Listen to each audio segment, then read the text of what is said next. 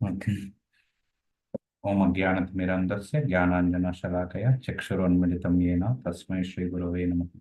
नमो ओम विष्णुपदाय कृष्णप्रेष्ठाय भूतले श्रीमते भक्तिवेदांत स्वामिनिधि नामिने नमस्ते सरस्वती देवी गौरवाणी प्रचारिणे निर्विशेष शून्यवादी पाश्चात्य देशतारिणे श्रील प्रभुपाद की जय। హరే కృష్ణ. సో భక్తులందరికీ భగవద్గీత 3వ అధ్యాయం కర్మయోగకి స్వాగతం. సో ఇప్పుడు మనము ఫస్ట్ టైం, లేకుంటే కొంతమందికి ఫస్ట్ టైం అవ్వచ్చు ఈ భగవద్గీత వినడము. సో ఈ పదాలు అన్నవి అన్ని కొత్త కొత్త పదాలు ఉన్నాయి. ఓకే.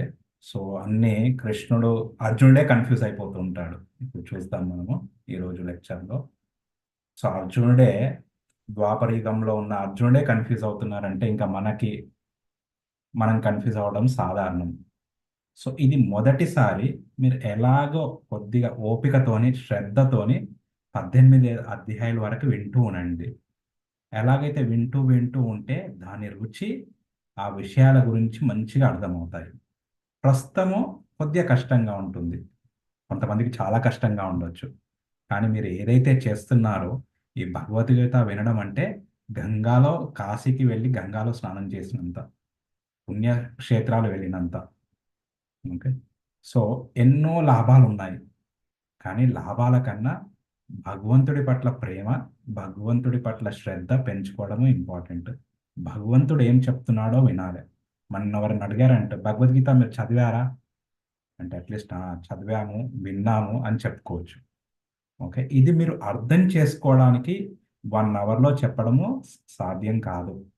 ఏదో భగవంతుడి కృప వల్ల, పెద్దల ఆశీస్సుల వల్ల ఏదో మనము చర్చించుకుంటున్నాం. కానీ 1 అవర్లో, ఓకే, నాకే చెప్పాలంటే వారమంతా ఆలోచించడానికి కష్టమవుతుంది. లాస్ట్ మూమెంట్ వరకు ఆ పీపీటీలు అన్నీ సెట్ చేసే వరకు అలా అవుతుంది. ఓకే. సో మీరు ఓపికగా వింటున్నందుకు, వస్తున్నందుకు చాలా కృతజ్ఞతలు. సో ఈరోజు 3వ అధ్యాయం. 3వ అధ్యాయం పేరు వచ్చేసి కర్మయోగం.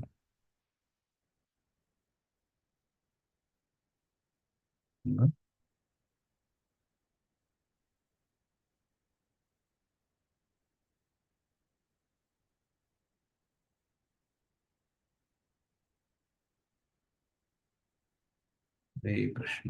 సో కర్మయోగంలో మొదట ఏం చెప్తున్నారు?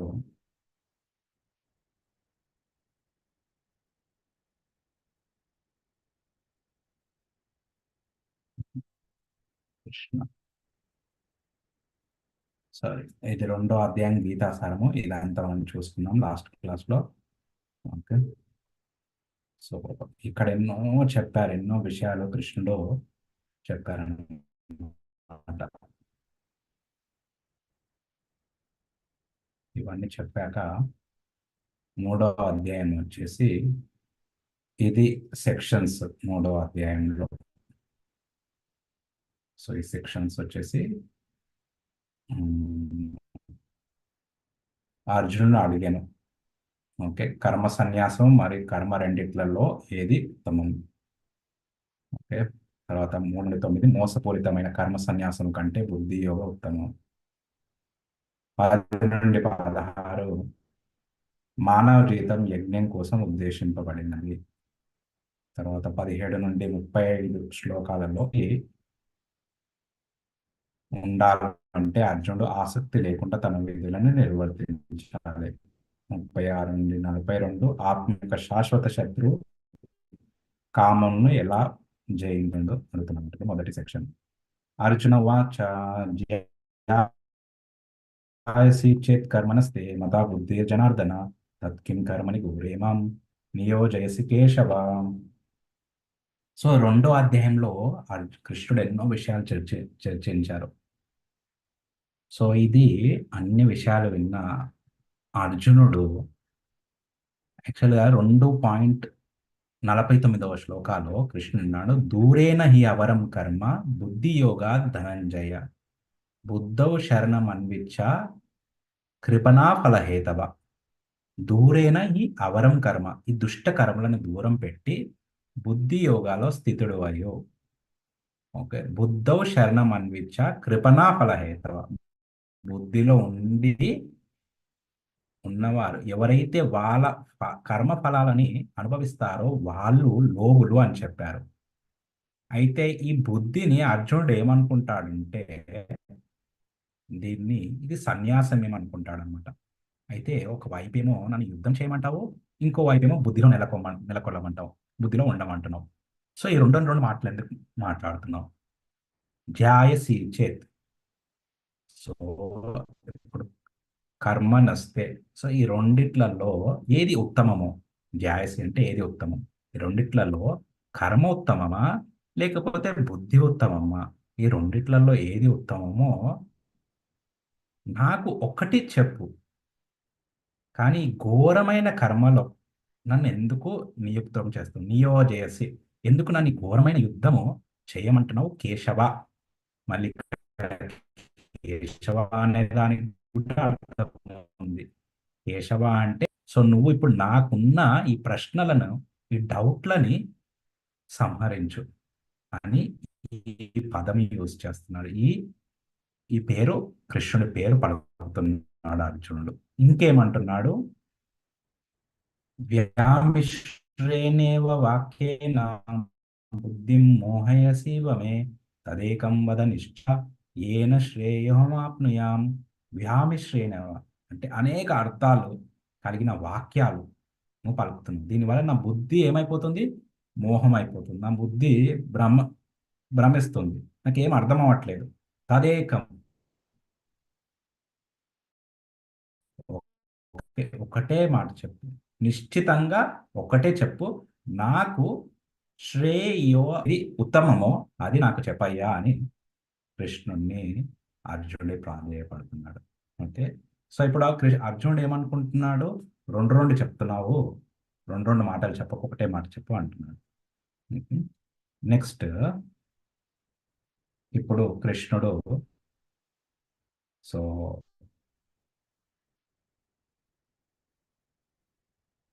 సో మోసపూరితమైన కర్మ సన్యాసము కంటే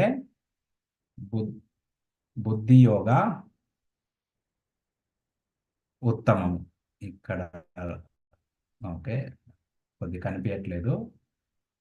సో ఏదైతే కర్మ సన్యాసం కంటే బుద్ధి యోగ ఉత్తమం అని కృష్ణుడు చెప్తాడు. ఆ బుద్ధి యోగ ఏంటన్నది ఇప్పుడు చెప్పుకుంటాడు. ఓకే, ఇప్పుడు ఏమంటాడు? లోకేస్మిన్ వివిధానిష్ట పురా ప్రోక్తామయానగా జ్ఞానయోగేన సాంఖ్యానాం కర్మయోగేన యోగినాం. ఓకే, ఇప్పుడు ఇక్కడ లోకేస్మిన్ ఈ లోకంలో వివిధానిష్ట అంటే రెండు రకాల శ్రద్ధతో ఉండే నిష్ట, శ్రద్ధతో ఉండే వ్యక్తులు ఉన్నారు. పురా ప్రోక్త మయానగా, పురా ప్రోక్త అంటే నేను ముందే ఇది నీకు నేను చెప్పాను. మయానగా అంటే ఓ పాపరహితుడా, పాపాలు లేనివాడా. ఓకే, అర్జునుడు ఏమనుకుంటున్నాడు? నేను యుద్ధం చేస్తే పాపము అంటే నేను పాపిని అనుకుంటున్నాడు. అందుకోసం ముందే చెప్పాడు, నువ్వు పాపుడివి కాదు. చెప్పాలి భయానగా. జ్ఞానయోగేన సాంఖ్యానాం, ఈ రెండు వాటి చెప్తున్నాడు. జ్ఞానయోగేన సాంఖ్యానాం కర్మయోగి, ఈ సాంఖ్య యోగము ప్రాక్టీస్ చేస్తారు. ఇంకొందరు కర్మయోగ ఇది ప్రాక్టీస్ చేస్తారు. ఇది ద్వివిధ.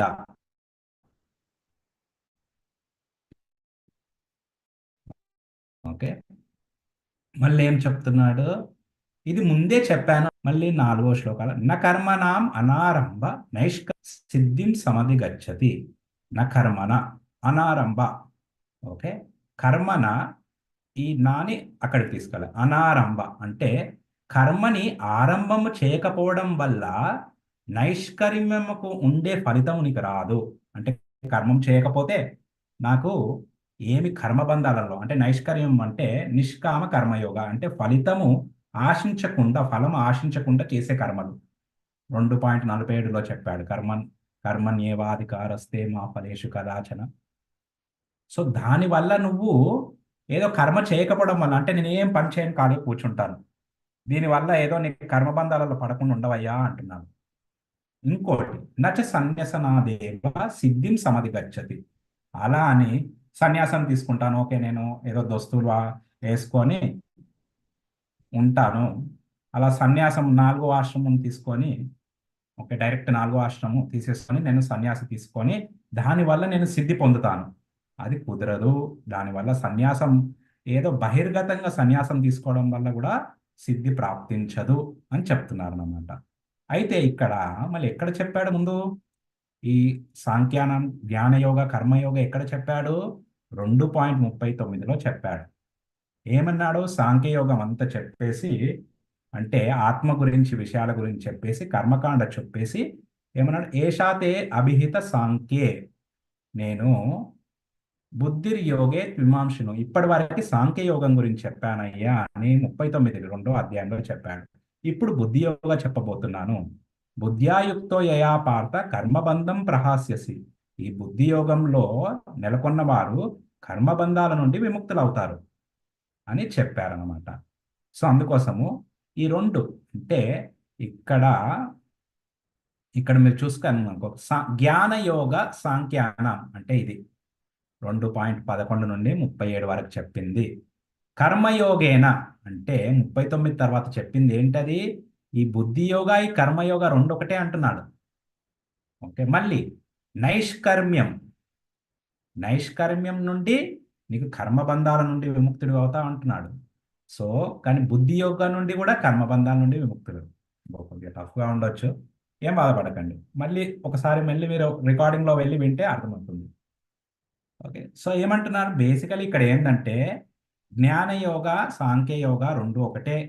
కర్మయోగ అన్నా బుద్ధి యోగ అన్నా నిష్కామ కర్మయోగ అన్నా కానీ ఒకటే అన్నమాట. ఇది ఇక్కడ నేను చూపిస్తున్నాను మీకు. ఓకే, కర్మకాండ ఫస్ట్ కర్మకాండ అంటే 31 నుండి 37లో చెప్పారు కృష్ణుడు రెండవ అధ్యాయంలో. కర్మకాండ కింద ఏంటంటే కర్మకాండ అంటే శాస్త్రాలు పాటిస్తూ, అంటే భోగం కోసము ఐశ్వర్యాల కోసము వాటి కోసము యజ్ఞాలు చేయడం. దానికన్నా కిందిది ఏంటంటే జంతు జీవితం, ఓన్లీ ఆ ఇంద్రియ తృప్తి కోసం చేసే కార్యాలు. ఏ శాస్త్రాలు జస్ట్ డూ ఇట్, మనకి నాకు ఇష్టం వచ్చింది నేను చేసుకుంటాను అన్నది జంతు జీవితం. దానికన్నా పైది కర్మకాండ, దానికన్నా పైది కర్మయోగ, అంటే దేవుడికి ఎప్పుడైతే సమర్పిస్తామో మన ఫలితాలు దేవుడి కోసం చేస్తామో అప్పుడు అది యోగా అని వస్తుంది అనమాట.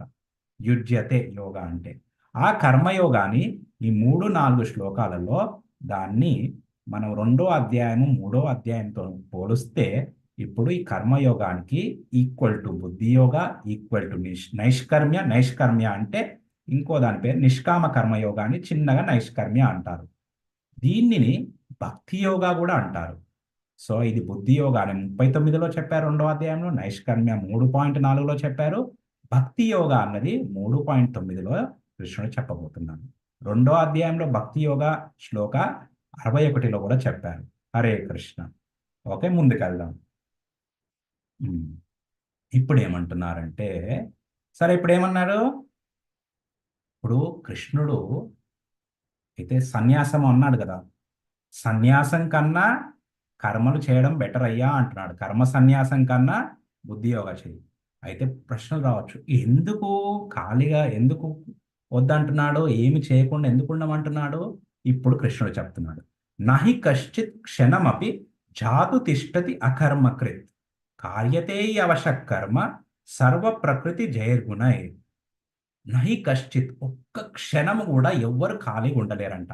అకర్మకృత్, ఓకే, కార్యతే అవశక్ కర్మ, ఏదో ఒక పని, అంటే ప్రకృతి నుండి ఈ త్రిగుణాల నుండి ఏదైతే మనం గుణాలు తీసుకున్నామో ఆ గుణాల ద్వారా ఎవరైతే ఏ గుణాలలో ఉన్నారో ఆ గుణాల అనుసరంగా వాళ్ళు ఏదో ఒక పనులు చేస్తూనే ఉంటారు. అందుకోసం చిన్నపిల్లలు కామ్గా ఉండరా, వాళ్ళు కామ్గా ఉండలేరు. ఓకే, సో ప్రతి జీవి చాలా చురుకుతనం ఉంటుంది. అందుకోసము యాక్టివ్, ఆత్మ అంటే యాక్టివ్. ఏ జీవిలో ప్రాణం ఉంటుందో అది ఊరికే ఉండదు, చనిపోయిన తర్వాత అక్కడే ఉంటుంది. కామ్గా ఉండమంటే చనిపోయిన వ్యక్తి అనమాట. అందుకోసమే అంటారు కదా, ఏంటో ప్రాణం లేనోడిలాగా పని చేస్తున్నావు, ప్రాణం లేనోడిలాగా ఉన్నావు. అని ప్రాణం ఉందంటే, లైఫ్ ఉందంటే యాక్టివిటీ ఉంటుంది. సో అందుకోసము మనం పడుకున్నా కానీ మన మనసు ఏదో ఒకటి ఆలోచిస్తూనే ఉంటుంది. అందుకోసం కృష్ణుడు చెప్తున్నాడు, అందుకోసం ఎవ్వరు కూడా ఒక్క క్షణం కూడా ఖాళీగా ఉండలేరు. ఓకే. సో ఈ రెండు యోగాలు చెప్పారు. ఒకటి జ్ఞానయోగము, ఇంకోటి జ్ఞానయోగం. కర్మయోగం అంటే జ్ఞానంతో కూడిన కర్మ. సో ఇక్కడ జస్ట్ ఇది ఇంకొద్దిగా చిన్నగా అర్థం చేసుకుందాం ఇది ఏంటన్నది. సో కర్మకాండ అంటే చెప్పాను, మనం ఫలాలను ఆశిస్తూ దేవుడి నియమాలను పాటిస్తూ కార్యాలు చేయడం. ఓకే. దానివల్ల ఏంటంటే మంచిగా యజ్ఞాలు చేసిన వాళ్ళు స్వర్గానికి పోవచ్చు, కానీ అది శాశ్వతం కాదు, అది తాత్కాలికం, కొద్ది రోజులకే ఉంటుంది. 10,000 సంవత్సరాల తర్వాత మళ్ళీ భూమిపైకి రావాలి. అంతే కర్మయోగ. సో దీన్ని ఎప్పుడైతే దేవుడికి మన ఫలితాలు, దేవుడి ప్రసన్నం కోసం మనము కర్మలు చేస్తామో దాన్ని కర్మయోగ అంటారు. దాన్ని నిష్కామ కర్మయోగ కూడా అంటారు, భక్తి యోగ కూడా అంటారు, బుద్ధి యోగ కూడా అంటారు. కానీ ఈ కర్మయోగాలు ఎప్పుడైతే మన ఆ ఈ హృదయం పవిత్రం కాదో, హృదయంలో ఈ వాసనలు ఒకంతవరకు పవిత్రం కావో, ఆ కోరికలు తగ్గవో, అప్పటి వరకు ఈ జ్ఞానయోగం, ఈ సన్యాసము తీసుకోలేరన్నమాట. అంటే జస్ట్ కూర్చొని చదవాలంటే, గంటలు గంటలు చదవాలంటే ఆ సత్వగుణం ఉండాలి. లేకపోతే ఏంటంటే కొద్దిగా చదవగానే వెంటనే ఏడ్చి ఏదో ఏదో ఒకటి చేయాలనిపిస్తుంది. అందుకోసము ఎప్పుడైతే హృదయం పవిత్రమవుతుందో అప్పుడే ఆ జ్ఞానయోగం చేయొచ్చు. అందుకోసం అర్జునుడికి ఈ ఉపదేశాలు ఎందుకు ఇస్తున్నాడంటే, అయ్యా నువ్వు అన్ని వద్దనుకొని సన్యాసం తీసుకొని బ్రాహ్మణుడిలాగా వెళ్ళి నువ్వు భిక్షమ ఎత్తినా గాని నువ్వు అక్కడ ఊరికే ఉండలేవు. ఎవరన్నా భిక్షం ఇవ్వనన్నారు అనుకో, ఆ రజోగుణంతోని కోపం వచ్చేస్తుంది నీకు. అందుకోసం ఫస్ట్ హృదయాన్ని పవిత్రం చేసుకోవాలి. అదే అదే వానప్రస్థకు వచ్చిన తర్వాత వాళ్ళు 36 ఇప్పుడు యుద్ధం చేసి గెలిచిన తర్వాత 36 సంవత్సరాలు వాళ్ళు ఆ పరిపాలన చేసి, ఎప్పుడైతే ఆసక్తులన్నీ పోయిన తర్వాత, ఆ హృదయం పవిత్రమైన తర్వాత, కృష్ణుడు భగవద్ధానానికి మళ్ళీ వెళ్ళిన తర్వాత వాళ్ళు వనవాసానికి వెళ్ళిపోతారు. అది క్రమక్రమంగా వెళ్ళాలి. సో అదే చెప్తున్నారనమాట అర్జునుడికి. అయ్యా ఇప్పుడు నువ్వు జ్ఞానయోగం ప్రాక్టీస్ చేయడానికి నీకు అర్హత లేదు అన్నట్టు ఇండైరెక్ట్గా కృష్ణుడు చెప్తున్నాడు. ఓకే. ఇప్పుడు దీని యొక్క ప్రాబ్లంలు ఏంటి అన్నది ఇంకా వివరంగా శ్లోకాల ద్వారా చెప్తున్నాడు. ఓకే. ఇది కపట వైరాగ్యము, ఇంకోటి కర్మయోగం, బుద్ధి యోగం, దేవుడి కోసము సేవలు చేయడం. అది ఒక దేవుడి కోసం వెళ్ళి గుడిలో క్లీనింగ్ చేసినా అది శూద్ర పని అయినా కానీ మంచిదే, అది భక్తి. ఏమంటున్నాడు ఇప్పుడు చూడండి. కర్మేంద్రియాన్ని సంయమ్య ఏ ఆస్తే మనసా స్మరన్. ఓకే. కర్మేంద్రియాలను వశంలో పెట్టుకున్నాడు. ఏ ఆస్తే మనసా స్మరన్. ఓకే. మనకి మనసులో ఏమి స్మరిస్తున్నాడు? ఇంద్రియార్థాన్. ఇంద్రియార్థములను అంటే ఏమంటే ఇంద్రియాలకి ఆనందం ఇస్తాయో వాటి గురించి ఆలోచిస్తున్నాడు. మంచి దృశ్యాల గురించి. ఓకే. ఏదో వినాలని, మ్యూజిక్ వినాలని, నోటి కోసము, ముక్కు కోసము అలా ఆ ఇంద్రియార్థాలు అంటే ఇంద్రియ భోగా విషయాల కోసము ఆలోచిస్తాడు. అలాంటి అతను ఓకే బయటికి సన్యాసం తీసుకున్నాడు. అందుకోసమే ఇక్కడ చిన్న పిక్చర్ పెట్టి కపట వైరాగ్యం అని. ఓకే. సో అలా సన్యాసం తీసుకొని మళ్ళీ ఏం చేస్తున్నారు? ఓకే. తప్పు పనులు చేస్తున్నారు. విమూఢాత్మ మిథ్యాచార సౌచ్యతే. మిథ్యాచారులు, ప్రిటెండర్. తను విమూఢాత్మ, ప్రిటెండర్ అని కృష్ణుడు చెప్తున్నాడు. కానీ ఇంకోవైపు యస్త్వింద్రియాని మనస నియమ్యారభతే అర్జున కర్మేంద్రియై కర్మయోగ అసక్త సవిశిష్యతే. కానీ ఇంకొకరు ఆ నియమాలను పాటిస్తూ కర్మలు చేసేవారు, కర్మేంద్రియాలను కర్మయోగంలో యుక్తం చేసేవాళ్ళు, ఆసక్తి లేకుండా యుక్తం చేసేవాళ్ళు, వాళ్ళు ఉత్తమమయ్యా అని చెప్తున్నారన్నమాట 7వ శ్లోకాలో. అందుకోసం అయితే అర్జునుడికి ప్రశ్న రావచ్చు, అయ్యా కరెక్టే, కానీ దానివల్ల కర్మబంధాలలో పడొచ్చు కదా నేను. ఓకే. కానీ మళ్ళీ కృష్ణుడు దానికి కౌంటర్ ఇవ్వడానికి చెప్తున్నారు. ఆచార్యులు అర్జునుడి మనస్తత్వం ఏముందో, ఆయన ఏమనుకుంటున్నాడో, ఆయన అనుకునేదానికి కృష్ణుడు ఈ సమాధానం ఎందుకు ఇస్తున్నాడో, ఇవన్నీ ఆచార్యులు, ఎస్పెషల్లీ మాకి ఈ గౌడీయ సంప్రదాయ ఆచార్యులు చెప్పిన టీకాల ప్రకారము, భాష్యాల ప్రకారం నేను ఇది చెప్తున్నాను. ఇదేదో నేను చెప్పడం లేదు. ఈ మనసులో అర్జునుడు ఏమనుకుంటున్నాడు అనేది. సో ఈ కర్మబంధాలలో పడొచ్చు కదా మన కర్మలు చేస్తే. అందుకోసం కృష్ణుడు చెప్పాడు, నియతం కురు కర్మత్వం కర్మ జ్యాయోయి అకర్మణ శారీర యత్రాపిచతే న ప్రసిద్ధ్యేద్ అకర్మణ. ఓకే, ఎప్పుడు నువ్వు నీ కర్మలు చెయ్యి. ఓకే, కర్మ చేయకపోవడం కన్నా కర్మ చేయడము ఉత్తమము. ఎందుకు? నీ శరీరాన్ని పోషించడానికైనా, యాత్రాపిచే, నీ శరీరాన్ని పోషించడానికైనా కానీ నీ కర్మలు చేయాలయ్యా అని కృష్ణుడు చెప్తున్నాడు. ఓకే, మళ్ళీ అసలు కర్మయోగం ఎలా చేయాలి? ఇప్పుడు 9 నుండి 16 వరకు ఈ మనుష్య జీవితం అంటే యజ్ఞము, అంటే సాక్రిఫైస్, దేవుడి కోసము చేయాలన్నది ఇక్కడ చెప్తున్నారు అనమాట.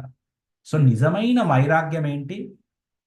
ఇది భక్తి శ్లోకం అనమాట.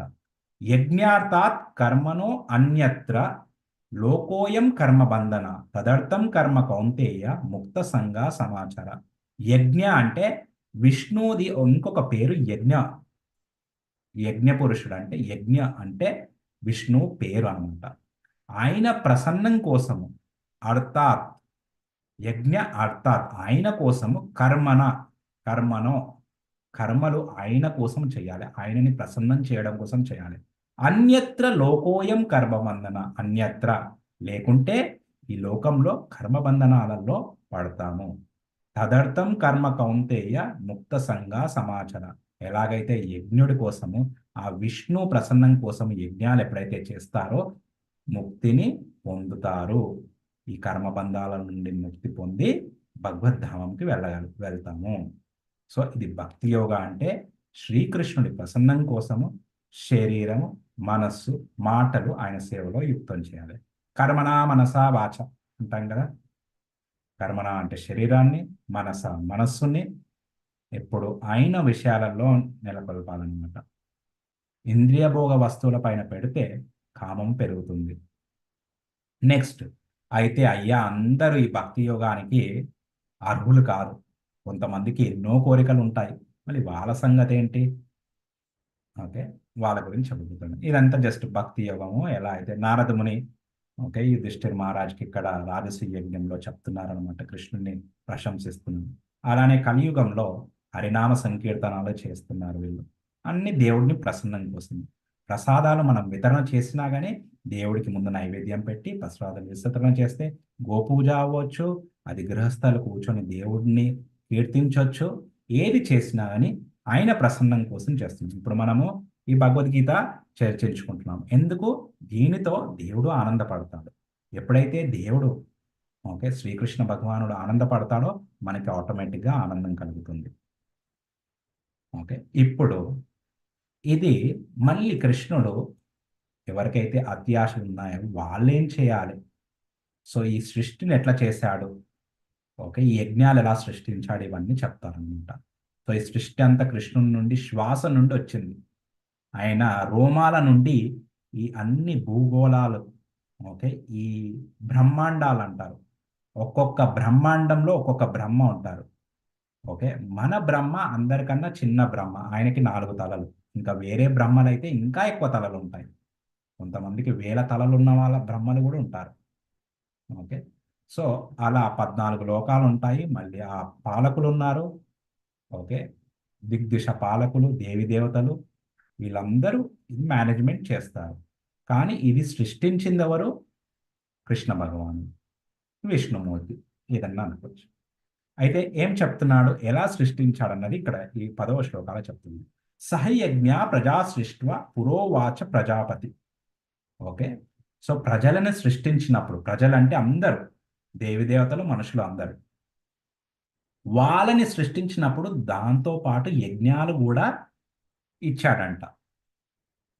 ఇచ్చేసి ఎవరు సృష్టించారు? ప్రజాపతి. సో ఈ ప్రజాపతి అన్నది ఎంతో మందికి వర్తిస్తుంది. ఓకే. దక్ష కూడా ప్రజాపతి, బ్రహ్మదేవుడు కూడా ప్రజాపతి. కానీ అసలైన ప్రజాపతి ఎవరు? ఆది ప్రజాపతి ఎవరు? విష్ణుమూర్తి, కృష్ణ భగవానుడు. ఓకే. సో ఆయన నుండి ఈ సృష్టి అంతా. ఆయన ఏమన్నాడు? పురోవాచ, నేను అప్పుడు ఏం చెప్పాను? అనేన ప్రసవిష్యద్యం ఏష విష్ట ఇష్ట కామదు. ఈ యజ్ఞాలు, ఓకే, మీరు పాటిస్తే ప్రసవిష్యత్వం, ఓకే, మీకు కావాల్సినవి, ఈ యజ్ఞాలన్నీ మీకు కావాల్సినవి ఇస్తాయి. మీకు ఇష్టమైన ఏవైతే ఉన్నాయో అవన్నీ ఈ యజ్ఞాల ద్వారా పొందుతారు అని నేను చెప్పాను. ఓకే, సృష్టించి చెప్పాను. ఇంకేమంటున్నారు? ఓ, హరే కృష్ణ. దేవాన్ భావయతానేన తే దేవా భావయంతవ. ఓకే. సో యజ్ఞాల ద్వారా దేవి దేవతలు ప్రసన్నమయ్యి మీకు కావాల్సిన కోరికలు ఏవైతే జీవితాలకు కావాలో అవన్నీ మీకు ఇస్తారు. ఓకే. అలా పొందినప్పుడు మీరు కూడా వాళ్ళకి, ఓకే, సో పరస్పరం భావయంత, పరస్పరంగా మీరు యజ్ఞాలు చేస్తే వాళ్ళు సంతృష్టి పడతారు, వాళ్ళు సంతోషమై మీకు కావాల్సిన సదుపాయాలన్నీ ఇస్తారు. ఓకే. పెద్ద ఎండాకాలము చాలా విపరీతమైన ఎండలు ఉండవు, వర్షాకాలం కావాల్సినంత వర్షాలు. ఎస్పెషలీ మనం ఎప్పుడైతే ధార్మికంగా మనం జీవితాలు గడుపుతామో అప్పుడు ఈ భూకంపాలు ఇవన్నీ న్యాచురల్ కెలామిటీస్ అంటారు. ఓకే, తెలుగులో నాకు తెలియదు ఆ పదము. సో ప్రకృతి నుండి వచ్చే ఆ, ఆ- ఆది దైవిక క్లేశాలు అంటారు. ఈ ఆది దైవిక క్లేశాలు సంభవించవు ఎప్పుడైతే వాళ్ళు, లేకుంటే ఏమవుతుంది? యాక్చువల్గా మంచిగా వర్షాలు పడాలంటే రాత్రి టైంలోనే వర్షాలు పడతాయి. రాత్రి టైంలో వర్షాలు పడితే పొద్దునెళ్ళి పొలంలో వెళ్ళి వ్యవసాయం చేసే వాళ్ళందరూ వాళ్ళు పొలంలో వెళ్ళి వాళ్ళు మంచిగా పొలం పనులు చేసుకోవచ్చు. అన్ని పనులు దినంలో చేసుకోవచ్చు. అది నిజమే, మంచిగా అంటే దేవుళ్ళు ప్రసన్నమైనట్టు. ఏ కాలంలో ఏమి రావాలో అవే వస్తాయి. ఓకే. అప్పుడు దేవుళ్ళు ప్రసన్నమైనట్టు. ఓకే. సో పరస్పరం, పరస్పరం అంటే ఒకరికొకరు మీరు ఇలా యజ్ఞాలు చేస్తూ మీరు ఆనందపడండి. శ్రేయ పరం అవాప్స్యద. సో మీకు కావాల్సినవి అన్ని శ్రేయ, మీకు మంచివి అన్ని జరుగుతాయి. కానీ ఇష్టాన్ భోగాన్ ఇహో దేవ దాస్యంతే యజ్ఞ భావిత. సో ఈ దేవుళ్ళు మీకు యజ్ఞాల ద్వారా కావాల్సినవి అన్ని ఇస్తున్నారు. కా ఓకే, మీరు వాటి ద్వారా, కానీ తైర్దత్తాన్ అప్రదాయైభ్యో. ఓకే. సో ఏవైతే మీరు అవి పొందుతున్నారో మీరు రిటర్న్గా వాళ్ళకి ఏమి ఇవ్వకపోతే, మీరు ఓన్లీ తీసుకుంటున్నారు, మీరు వాళ్ళకి ఏమి ఇవ్వట్లేదు. యోగు ఉంటే స్థేన ఏవస. స్థేన అంటే వాళ్ళు చోరులు. ఎవరైతే వాళ్ళ స్వార్థానికే భోగం చేస్తున్నారు కానీ రిటర్న్ ఏమి ఇవ్వట్లేదు. సింపుల్గా ఏంటంటే ఉదాహరణకి నేను చెప్తాను. తల్లిదండ్రులు పిల్లలకి ఎంతో, ఓకే, ఆ, డబ్బు సంపాదించేసి వాళ్ళకి ఇస్తారు. పిల్లలు ఏం చేయాలి? వాళ్ళు కావాల్సిన అవసరాలకి వాళ్ళు వాడుకొని తల్లిదండ్రులను కూడా బాగా చూసుకోవాలి. అప్పుడు వాళ్ళని చోరులు అనరు. లేకపోతే మొత్తం లాగేసుకుంటే అప్పుడు చోరులు అంటారు. హరే కృష్ణ. ఓకే. ఉదాహరణకు చెప్తున్నాను, నేను ఎవరిని స్పెషల్గా ఇది చెప్పట్లేదు. మిగతా డీటెయిల్స్ మీరు అర్థం చేసుకోండి. హరే కృష్ణ. నెక్స్ట్ ఏమంటున్నాడు కృష్ణుడు? కానీ భక్తులు సంతో, ఒక సంతులు అంటే భక్తులు యజ్ఞశిష్టాశిన సంతో ముచ్యంతే సర్వకిల్బిషై. ఓకే. ఏదైతే వాళ్ళు తీసుకుంటారో ఆహారము, అది దేవుడికి నైవేద్యంగా పెట్టేసి వాళ్ళు ఆస్వాదిస్తారు, ప్రసాదంగా తీసుకుంటారు. సో అందుకోసము ముచ్యంతే అంటే ఆ సర్వ కిల్బిషై, అన్ని పాపాల నుండి, కిల్బి అంటే పాపాలు, అన్ని పాపాల నుండి ముక్తులవుతారు. ఎలా? ఎప్పుడైతే మనము వండిన ఆహారం దేవుడికి నైవేద్యంగా పెట్టి మనం తీసుకుంటామో ఈ పాపాల నుండి విముక్తులమవుతాము. ఓకే. అందుకోసము మనం సంపాదించినంత మోస్ట్, అన్నిటికన్నా ముఖ్యమైనది, ఇంపార్టెంట్ ఏంది? మన ఆహారం కోసం. సో అప్పుడు ఆ ఆహారం ఎప్పుడైతే దేవుడికి నైవేద్యంగా పెడతామో పెట్టి ఆస్వాదిస్తాము. దాన్ని ప్రసాదంగా, అందుకోసం దేవుడికి భోగం అంటాము. మనము తీసుకునేది ప్రసాదం. అది మనమే డైరెక్ట్ తీస్తుంటే భోగిస్తున్నాడు అంటాం. సో కానీ దేవుడికి భోగం పెట్టినప్పుడు దేవుడికి భోగించితే, దేవుడు భోగం చేస్తే అది తప్పు లేదు. ఎందుకంటే ఆయన దాంట్లో ఉన్న పాపాలన్నింటినీ తీసి మనకి ప్రసాదం లాగా ఇస్తాడు. ఆ ప్రసాదం తీసుకుంటే అన్ని దుఃఖాల నుండి విముక్తులమయ్యి ముక్తిని పొందుతాము. అందుకోసం ఎక్కడి నుండి ప్రసాదం వచ్చినా ప్రసాదం కొద్దిగా పెట్టేయి అంటాం. ఓకే, అక్కడ కూడా చెప్పారు రెండోది. ప్రసాదే సర్వ దుఃఖానాం హానిరస్యోపజాయతే ప్రసన్న హి చేతసో వాషు బుద్ధిర్ పర్యవతిష్టతే. ఓకే, మంచి బుద్ధి వస్తుందా. ఓకే, కానీ ఎవరైతే ఆ యజ్ఞాల ద్వారా ఆ దేవుడికి నైవేద్యాలు భుంజతే త్వే త్వగం పాప ఏ పచంతి ఆత్మకారణాత్, వాళ్ళ ఆత్మకారణత వాళ్ళ శరీరం. ఈ ఆత్మ అన్నది, ఈ పదము సందర్భాన్ని బట్టి అది శరీరానికి అయి ఉండొచ్చు, మనసుకు అయి ఉండొచ్చు, బుద్ధికి అయి ఉండొచ్చు, లేకపోతే ఆత్మ అంటే ఆత్మని. ఇక్కడ ఆత్మకారణం అంటే వాళ్ళ శరీర భోగం కోసమే ఎవరైతే వంట చేసుకుంటారో, వాళ్ళు తినాలనుకుంటారో భుంజతే త్వే, కానీ ఏం తింటున్నారు? త్వగం పాప, భయంకరమైన పాపమే తింటున్నారు. హరే కృష్ణ. ఓకే, సో ఇలా కృష్ణుడు మళ్ళీ ఇప్పుడు ఏం చేస్తున్నారు? మెల్లిగా కర్మకాండ నుండి కర్మయోగాలకి తీసుకొస్తున్నాను అనమాట దేవుడికి. అయితే మనం ఇవన్నీ ఎందుకు ఇవన్నీ దేవుడికి అర్పించాలి? సో ఇప్పుడు ఈ యజ్ఞ చక్రం గురించి 14 నుండి 16 శ్లోకాలలో యజ్ఞ చక్రం గురించి చెప్తారు. ఓకే, చక్రం అంటే ఫుడ్ సైకిల్ అంటారు కదా. ఓకే, మనము స్కూళ్ళల్లో చదువుకున్న ఫుడ్ సైకిల్ వేరు, ఇక్కడ ఫుడ్ సైకిల్ వేరు. ఓకే, మనకి ఆహారం ఎలా వస్తుంది అన్నది ఇక్కడ చెప్తున్నారు. అన్నాద్ భవంతి భూతాని పర్జన్యాద్ అన్న సంభవ.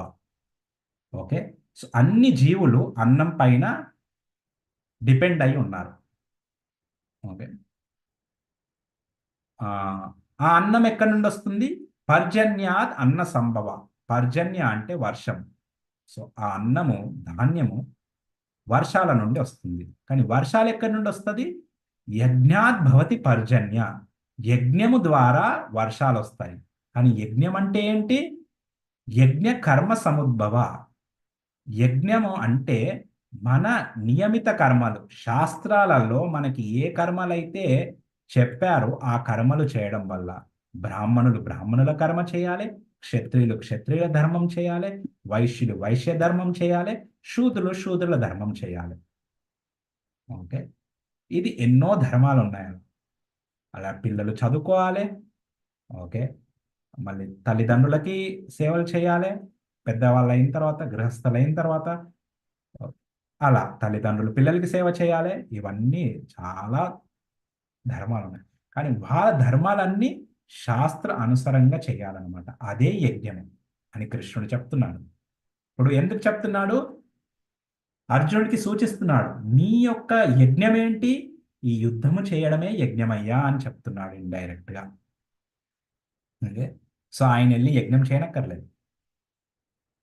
కోర్స్ రాజు అయిన తర్వాత ఆయన బ్రాహ్మణులకి దక్షిణ ఇచ్చేసి, ఓకే, కావాల్సిన సదుపాయాలన్నీ ఇచ్చేసి, వస్తువులన్నీ ఇచ్చి యజ్ఞాలు చేయించవచ్చు. అలా ఆ, రామచంద్రుడు 10,000 యజ్ఞాలు చేశారు. అలా యుధిష్ఠిర్ మహారాజు చేశారు యజ్ఞాలు. తర్వాత యుద్ధం అయిన తర్వాత పెద్ద యజ్ఞాలు చేశారు.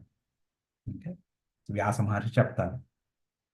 సో కానీ మెయిన్ యజ్ఞం ఏంటి? వాళ్ళ వాళ్ళ విధులు, వాళ్ళ వాళ్ళ ధర్మాలు చేయడం. మళ్ళీ ఈ యజ్ఞాలు ఎక్కడి నుండి వచ్చాయి? నెక్స్ట్ శ్లోకాల. కర్మ బ్రహ్మోద్భవం విద్ధి బ్రహ్మాక్షర సముద్భవం. ఓకే, సో ఈ కర్మలన్నీ ఓకే ఎక్కడి నుండి వచ్చాయి? ఓకే, బ్రహ్మాక్షర, సారీ, ఇవన్నీ కర్మలన్నీ ఎక్కడ చెప్పారు? శాస్త్రాలలో చెప్పారు. ఓకే, మళ్ళీ ఈ శాస్త్రాలు ఎక్కడి నుండి వచ్చాయి? బ్రహ్మ అంటే ఇక్కడ శాస్త్రాలు. బ్రహ్మాక్షర సముద్రం. అక్షర అంటే భగవంతుడి పేరు అక్షర. ఆ భగవంతుడి నుండి ఈ శాస్త్రాలు వచ్చాయి. ఓకే, సో శాస్త్రాలు శాస్త్రాలన్నీ శాస్త్రాలన్నీ భగవంతుడి శ్వాస. అందుకోసం ఇది అందుకోసం భగవంతుడి శ్వాస అంటే దాంట్లో ప్రాణం ఉంది శాస్త్రాలలో. ఓకే. సో అందుకోసం బ్రాహ్మణులు శాస్త్రాన్ని రక్షిస్తారు, క్షత్రియులు ఓకే జనాలని రక్షిస్తారు, వైశ్యులు ఆవులని రక్షిస్తారు, మళ్ళీ వ్యవసాయం చేస్తారు. అలా శూద్రులు సేవ చేయాలి. ఓకే. అది సేవ చేయడం అంటే చాకిరితనం కాదు. ఓకే. ఇది నియమిత కర్మలన్నమాట. ఇది ఈ రకంగా ఎప్పుడు దేవుడి ప్రసన్నం కోసం చేస్తామో అదే యజ్ఞం. సో మళ్ళీ ఏమంటున్నారు? కర్మలన్నీ ఎక్కడ చెప్పబడ్డాయి? శాస్త్రాలలో. ఆ శాస్త్రాలు భగవంతుడి నుండి వచ్చాయి. తస్మాత్ సర్వగతం బ్రహ్మ నిత్యం యజ్ఞ ప్రతిష్ఠితం. సో అందుకోసం యజ్ఞాలలో నిత్యము ఈ భగవంతుడు ఉన్నాడు అని కృష్ణుడు చెప్తున్నాడు. ఏవం ప్రవర్తితం చక్రం నానువర్తయతే యః ఇహ. ఈ లోకంలో ఈ యజ్ఞచక్రం ఎవరైతే పాటించరో అగాయుర్ ఇంద్రియారామో మోగం పార్థ సజీవతి. సో వాళ్ళు పాప జీవితమే పాటిస్తున్నారు. ఓకే. పాప జీవితంలో వెళ్తున్నారు. పాప అగాయు, అగాసుర అంటారు కదా. అగ అంటే పాపం. సో పాపమైన జీవితాన్నే జీవిస్తున్నారు అని కృష్ణుడు చెప్తున్నాడు. ఇది యజ్ఞచక్రము.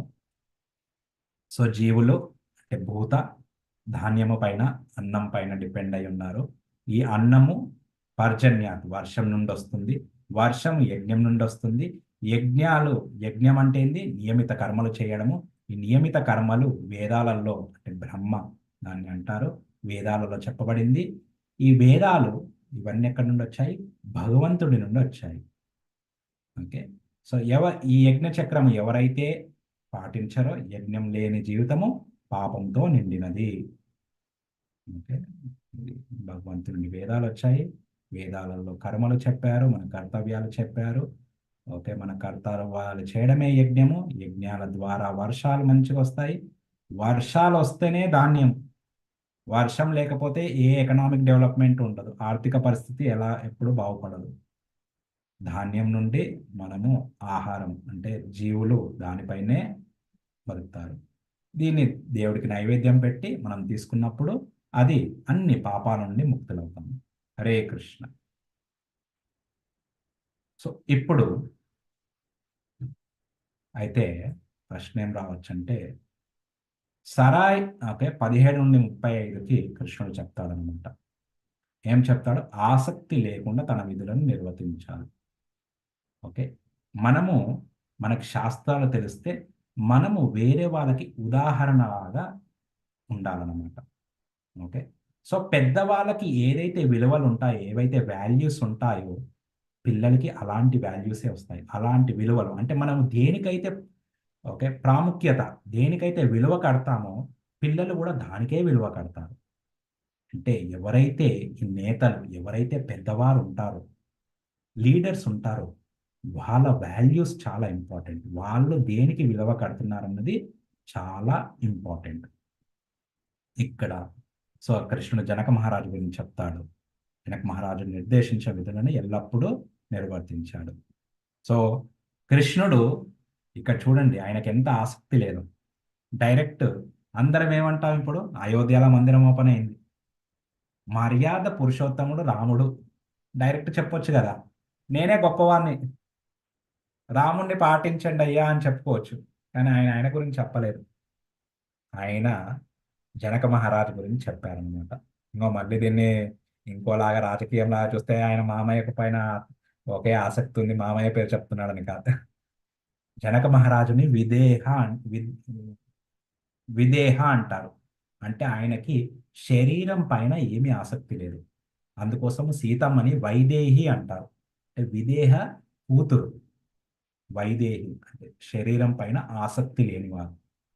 ఓకే. యాక్చువల్లీ ఎప్పుడైతే మనం రామాయణం మొత్తం చదువుతామో అప్పుడు వాళ్ళ గొప్పతనం ఏంటో తెలుస్తుంది. ఓకే. జస్ట్ ఏదో 2 మాటల్లో చెప్పుకుంటే కాదు. ఓకే. సో 17వ శ్లోకాలో యస్మాత్వరేవస్య ఆత్మతృప్తిశ్చ మానవ.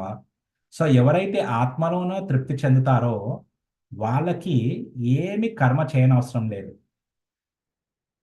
ఓకే, వాళ్ళెప్పుడు అంటే ఆత్మకార్యాలు అంటే ఆ, ఇప్పుడు నారద ముని లాంటి వాళ్ళు. ఓకే, వాళ్ళెప్పుడు ఆత్మ కార్యాలలో అంటే ఏంది, ఈ ఆత్మానుభూతి, ఆత్మ సాక్షాత్కారం కోసం దీని గురించి చిన్నగా డిస్కస్ చేద్దాం. ఆత్మ అనుభూతి అంటే ఆత్మ యొక్క గుణాల బట్టి మనము యాక్ట్ చేయడం, పనులు చేయడం. అంటే ఈ ఆత్మ భగవంతుడి అంశము. ఇప్పుడు మనము ఈ దేహంని ఆలోచిస్తూ మనం పనులు చేస్తున్నాం.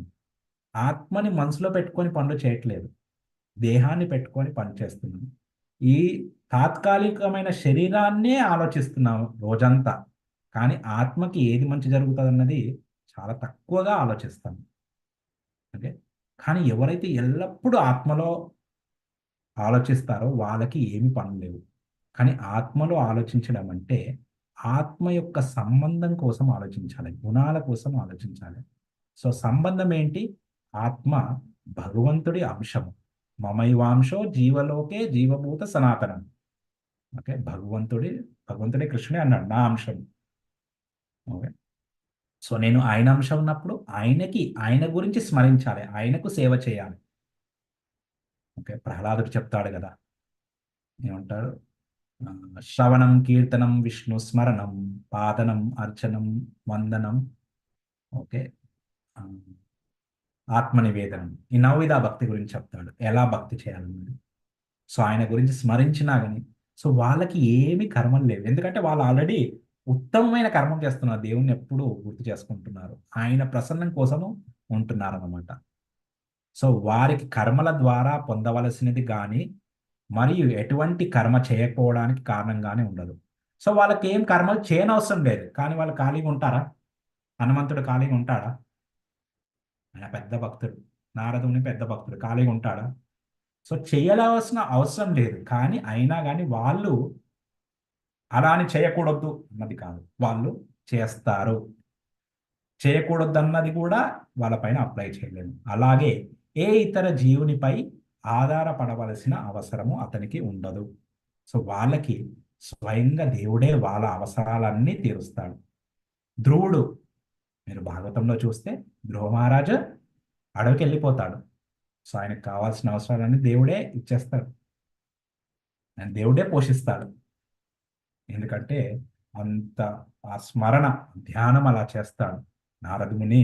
ఆయన గురువు చెప్పిన ఆదేశాల ప్రకారం ధ్యానం చేస్తాడు. సో ఆయనకి ఏం అవసరాలు ఉన్నాయి అప్పుడు? అన్ని రకాలుగా రక్షిస్తున్నది ఆ ప్రహ్లాదుని, ధ్రువుని ఎవరు? ఆ భగవంతుడే కదా. కానీ అలాగే ఇతను ఆసక్తులతోని వెళ్ళిన ఈ అంటే ఈ దేహం కోసం ఆలోచిస్తూ హిరణ్యకశిపుడు వెళ్ళి వేల వేల సంవత్సరాలు తపస్సు చేశాడు, కానీ ఒక 5 సంవత్సరాలలో అంతా కోల్పోయాడు. ఓకే, సో భక్తుడు అందుకోసము ఎంత పెద్ద జ్ఞాని అయినా కానీ ధ్యాని అయినా కానీ భక్తి చేయకపోతే అది తాత్కాలికము, అవన్నీ కోల్పోతారు. సో అందుకోసం ఈ ఆత్మ విషయం అంటే భక్తి, ఈ విషయాలు కృష్ణుడు చెప్తున్నాడు. 19లో అందుకోసము ఆసక్తి లేకుండా కర్మలు చేయడం ద్వారా అతను భగవంతుని పొందుతాడు అని 19లో చెప్తాడు. సో 20లో కర్మణైవ హి సంసిద్ధిం ఆస్థిత జనకాదయ లోక సంగ్రహమైవాపి సంపశ్యం కర్తుమర్హసి.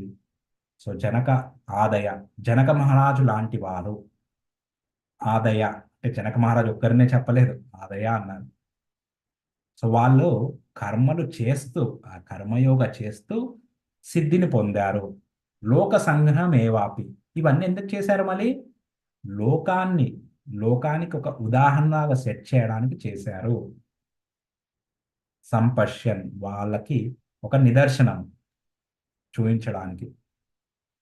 నెక్స్ట్ మనకి అందరికీ ఇప్పుడు ఎలా చేయాలి? యద్యద్ ఆచరతి శ్రేష్టస్ తత్తద్ ఏవేతరో జన సయత్ ప్రమాణం కుర్తే లోకస్తద్ అనువర్తతే.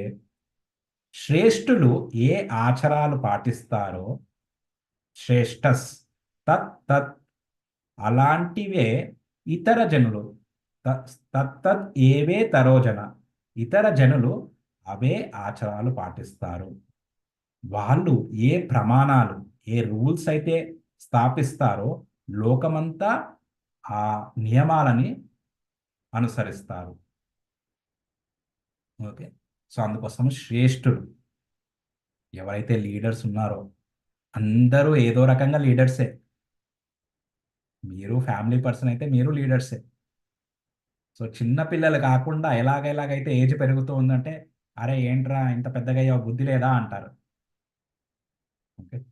సో అందుకోసం ఎంత మన ఏజ్ పెరుగుతూ ఉంటే అంత శ్రేష్ఠులు అవుతూ ఉండాలి. కానీ శ్రేష్ఠులు ఎలా అవుతాము? శ్రేష్ఠులని ఫాలో అవుతే. కానీ ఆ శ్రేష్ఠులు ఎక్కడున్నారు ఫాలో కావడానికి? శాస్త్రాలలో చెప్పారు. వాళ్ళ జీవితాలు ఎలా జీవించారు, ఆసక్తి లేకుండా అవన్నీ చెప్పారు. వాళ్ళని ఫాలో కావాలి. సో అందుకోసము సహజమైన నాయకులు జాగ్రత్తగా వ్యవహరించాలి. తల్లిదండ్రులు, ఉపాధ్యాయులు, దేశాధినేతలు మొదలైన వీళ్ళందరూ నాయకులు, లీడర్సే. ఓకే. సో ప్రభుపాదుల వారు భాష్యంలో చెప్తారన్నమాట. ఇక్కడ భగవద్గీత 3:21 భాష్యంలో. సో ఇప్పుడు ఉపాధ్యాయులు సిగరెట్ తాగితే పిల్లలకి సిగరెట్ తాగొద్దంటే వాళ్ళు తాగుకుంటుంటారా? సో వాళ్ళు ఎంత జాగ్రత్తగా వ్యవహరిస్తే తల్లిదండ్రులు తప్పులు చేస్తూ పిల్లలకి తల్లిదండ్రులు పొద్దున్న లేవకుండా పిల్లల్ని నువ్వు పొద్దున్న లేవాలంటే వాళ్ళు లేవలేరు. సో మనకి అదే చెప్పాను నేను. మనకి ఏమి విలువలు ఉంటే మనల్ని మన కింద ఎవరైతే ఉంటారో వాళ్ళకి కూడా అవే విలువలు వస్తాయి. వాల్యూస్ అంటాం. వాల్యూ ఎడ్యుకేషన్ ఎలా వస్తుంది? మనకి ఫస్ట్ మనము ఆ విలువలు, ఆ వాల్యూస్ మనము మన జీవితంలోకి తెచ్చుకొని అనుసరిస్తూ ఉండాలి, పాటిస్తూ ఉండాలి. అప్పుడు మనని పాటించే వాళ్ళకి కూడా అవే వాల్యూస్ వస్తాయి. అందుకోసం మీరు చూడండి, తల్లిదండ్రులు ఏ రకంగా మాట్లాడతారో, ఏ రకంగా కొద్దిగా చాలాకి అంటే ఏమంటారు? హ్మ్, కొద్దిగా పెద్ద వర్డ్ అయిపోతుంది కపటం అంటే. కొద్దిగా ఏందంటే చాలా హుషారున్నాడు, ఓకే, చాలా తెలివిగా మాట్లాడతాడు, అది ఇది అంటారు కదా! సో వాళ్ళు ఎలా మాట్లాడితే ఎలా ఓకే చేస్తూ ఉంటే పిల్లలకి కూడా అలాంటి గుణాలే వచ్చేస్తాయి.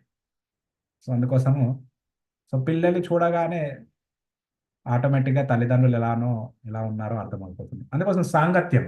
ఆఫ్‌కోర్స్ తల్లిదండ్రులే కాదు, తల్లిదండ్రులు మోస్ట్ ఇంపార్టెంట్ తల్లిదండ్రులు.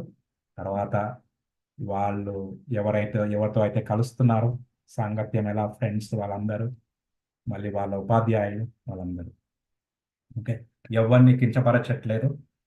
జస్ట్ ఏదో మేము నేర్చుకున్నది గురువుల నుండి చెప్తున్నాము. ఇది మాకు కూడా వర్తిస్తది. ఆ! ఇప్పుడేమంటున్నాడు? కృష్ణుడు డైరెక్ట్ ఆయన పైన ఏసేసుకుంటున్నాడు ఇప్పుడు. నామే పార్థాస్తి కర్తవ్యం త్రిషు లోకేషు కించన నానవాప్తం అవాప్తవ్యం వర్త ఏవ చ కర్మణి. ఓకే. సో నేను నామే పార్థాస్తి కర్తవ్యం అంటే, ఓ పార్థ, నేను నా కర్తవ్యం చేయలేననుకో ఈ ముల్లోకాలలో. ఓకే. నాకు కావాల్సింది ఏమీ లేదు. నాకు పొందాల్సింది ఏమీ లేదు. స్టిల్ నేను నా కర్మలు చేస్తాను అని చెప్తున్నాడనమాట. సో కృష్ణుడికి జనరల్లీ మనకేమైనా కావాలనుకుంటే అప్పుడు కర్మలు చేస్తాం. కానీ ఆయనకి ఏమి పొందవలసిన అవసరం లేదు, కావాల్సిన అవసరం లేదు. స్టిల్ ఆయన కూడా ఆయన కర్మలు చేస్తాడు. ఓకే. భాగవతంలో 10వ స్కందంలో 70 లేకుంటే 79 అధ్యాయాలలో కృష్ణుడి దినచర్యలు వస్తాయన్నమాట. ఆయన ఏం చేస్తారు? క్షత్రియుడు లాగా ఉన్నాడు కాబట్టి ద్వారకాలో పొద్దున్న లేవగానే పొద్దున్నే బ్రహ్మ ముహూర్తంలో లేస్తాడాయన. ఓకే. జస్ట్ ఫస్ట్ కూత అంటే కోడి కూతెయ్యగానే లేచేస్తాడు. లేచేసి ధ్యానంలో కూర్చుంటాడు. ఆయన పైనే ఆయన ధ్యానం చేసుకుంటాడు. చేసేసుకొని రోజు పొద్దున్నే ఆయన 10,052 ఆవులు దానమిస్తాడనమాట. ఇది కురుక్షేత్ర యుద్ధంలోకెళ్ళినప్పుడు కూడా ప్రతిరోజు ఇది పాటిస్తాడంట. సో క్షత్రియులు దానం తీసుకోవద్దు, దానం ఇవ్వాలి.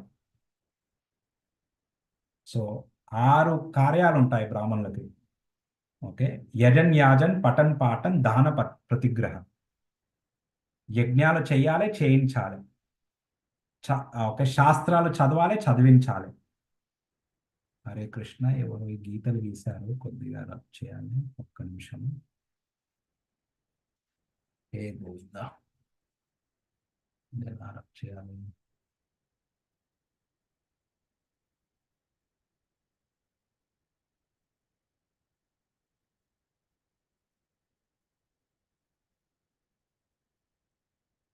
చాలా రోజుల క్రితం ఇవన్నీ యూజ్ చేసేది అనమాట.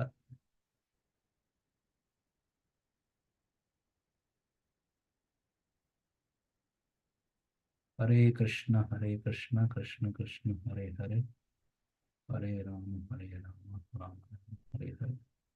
ఎవరన్నా చాట్లో చెప్పగలుగుతారా ఇది ఎలా రబ్ చేస్తారో?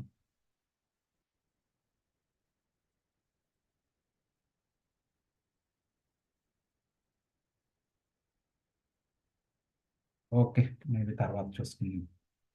ఉమ్. యది ఇహం న వర్తేయం జాతు కర్మణ్యతందిత మమ వర్త్మాను వర్తంతే మనుష్య పార్థ సర్వశ. సపోజ్ నేను నా కర్మలు, ఓకే, నేను చేయకపోతే మమ వర్త్మాను వర్తంతే, అందరు జనులు నన్ను అనుసరిస్తారు. ఓకే, పార్థ సర్వశ, మనుష్య పార్థ సర్వశ. సో దానివల్ల ఏమవుతుంది? ఉత్సిదేయోర్ ఇమే లోక, నే నకుర్యాం కర్మ చేదహం.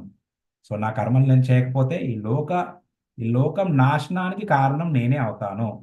శంకరస్య చ కర్తాస్యాం ఉపహన్యాం ఇమాం ప్రజ. శంకరస్య అంటే ఈ వర్ణ శంకరకి కారణము నేనే అవుతానయ్యా.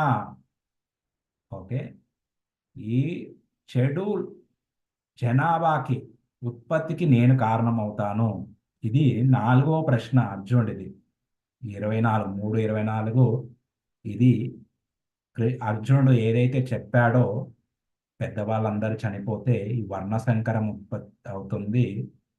ఓకే, ఈ పారంపర సంప్రదాయాలు ఏదైతే ఉన్నాయో, ఫ్యామిలీ ట్రెడిషన్స్, అవన్నీ నాశనం అవుతాయని చెప్తాను. దానికి ఉదాహరణ ఇది చెప్తున్నాను. నేను నా కర్మ చేయకపోతే ఇది. మళ్ళీ ఒకసారి సో అర్జునుడు ఏమన్నాడు?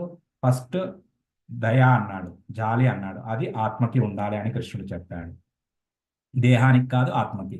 రెండోది భోగం, అది నీ కర్మల ద్వారా 31 నుండి 37లో నీ కర్మలు చేస్తే అదే నీకు భోగం ఇస్తుంది. ఇంకోటి పాపము, నీ కర్మలు చేయకపోతే అదే పాపము. నాలుగవది నీ కర్మలు చేయకపోతే అదే ఈ సంప్రదాయాల నాశనము అదే అవుతుంది. నా కర్మలు నేను చేయకపోతే, నేను క్షత్రియుడిలాగా నా కర్మలు నేను చేయాలి.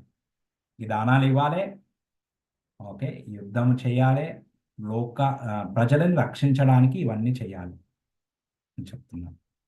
హరే కృష్ణ. సో కృష్ణుడికి కావాల్సింది ఏమీ లేదు, పొందాల్సింది ఏమీ లేదు, కానీ ఇవన్నీ కార్యాలన్నీ చేశాడు కదా కృష్ణుడు. మీరు చూస్తున్నారు ఇవన్నీ పాఠాలలో. ఓకే, కానీ ఇప్పుడు ఏం చెప్తున్నాడు? సరే అయ్యా, కానీ అందరూ ఆసక్తి లేకుండా చేయడం అంటే ఇక అసంభవము. ఇక ఇక్కడికి ఆపేద్దాం భగవద్గీత, నీది నువ్వు చర్చించుకో ప్రభుజీ అని అంటారు. సో కృష్ణుడు ఇప్పుడు అజ్ఞానుల గురించి జ్ఞానుల గురించి చెప్తున్నాడు అనమాట. సో అజ్ఞానులు ఎలా పనిచేస్తారు, జ్ఞానులు ఎలా పనిచేస్తారు 25లో చెప్తున్నాడు. సక్తా కర్మణ్య అవిద్వాంసో యథా కుర్వంతి భారత. సక్త అంటే ఆసక్తులు ఉన్నవారు, ఓకే, కర్మని అంటే అంటే వాళ్ళకి జ్ఞానము, అవిద్వాంసో కర్మణ్య అవిద్వాంసో, వాళ్ళకి అంత బుద్ధి ఉండదు కాబట్టి ఆసక్తితో పనిచేస్తారు. ఓకే, కుర్యాద్ విద్వాంస్ తథాసక్తాస్ చికుర్షుర్ లోక సంగ్రహం. కానీ ఎవరైతే విద్వానుడు, బుద్ధిమంతుడు, అతనేం చేయాలి?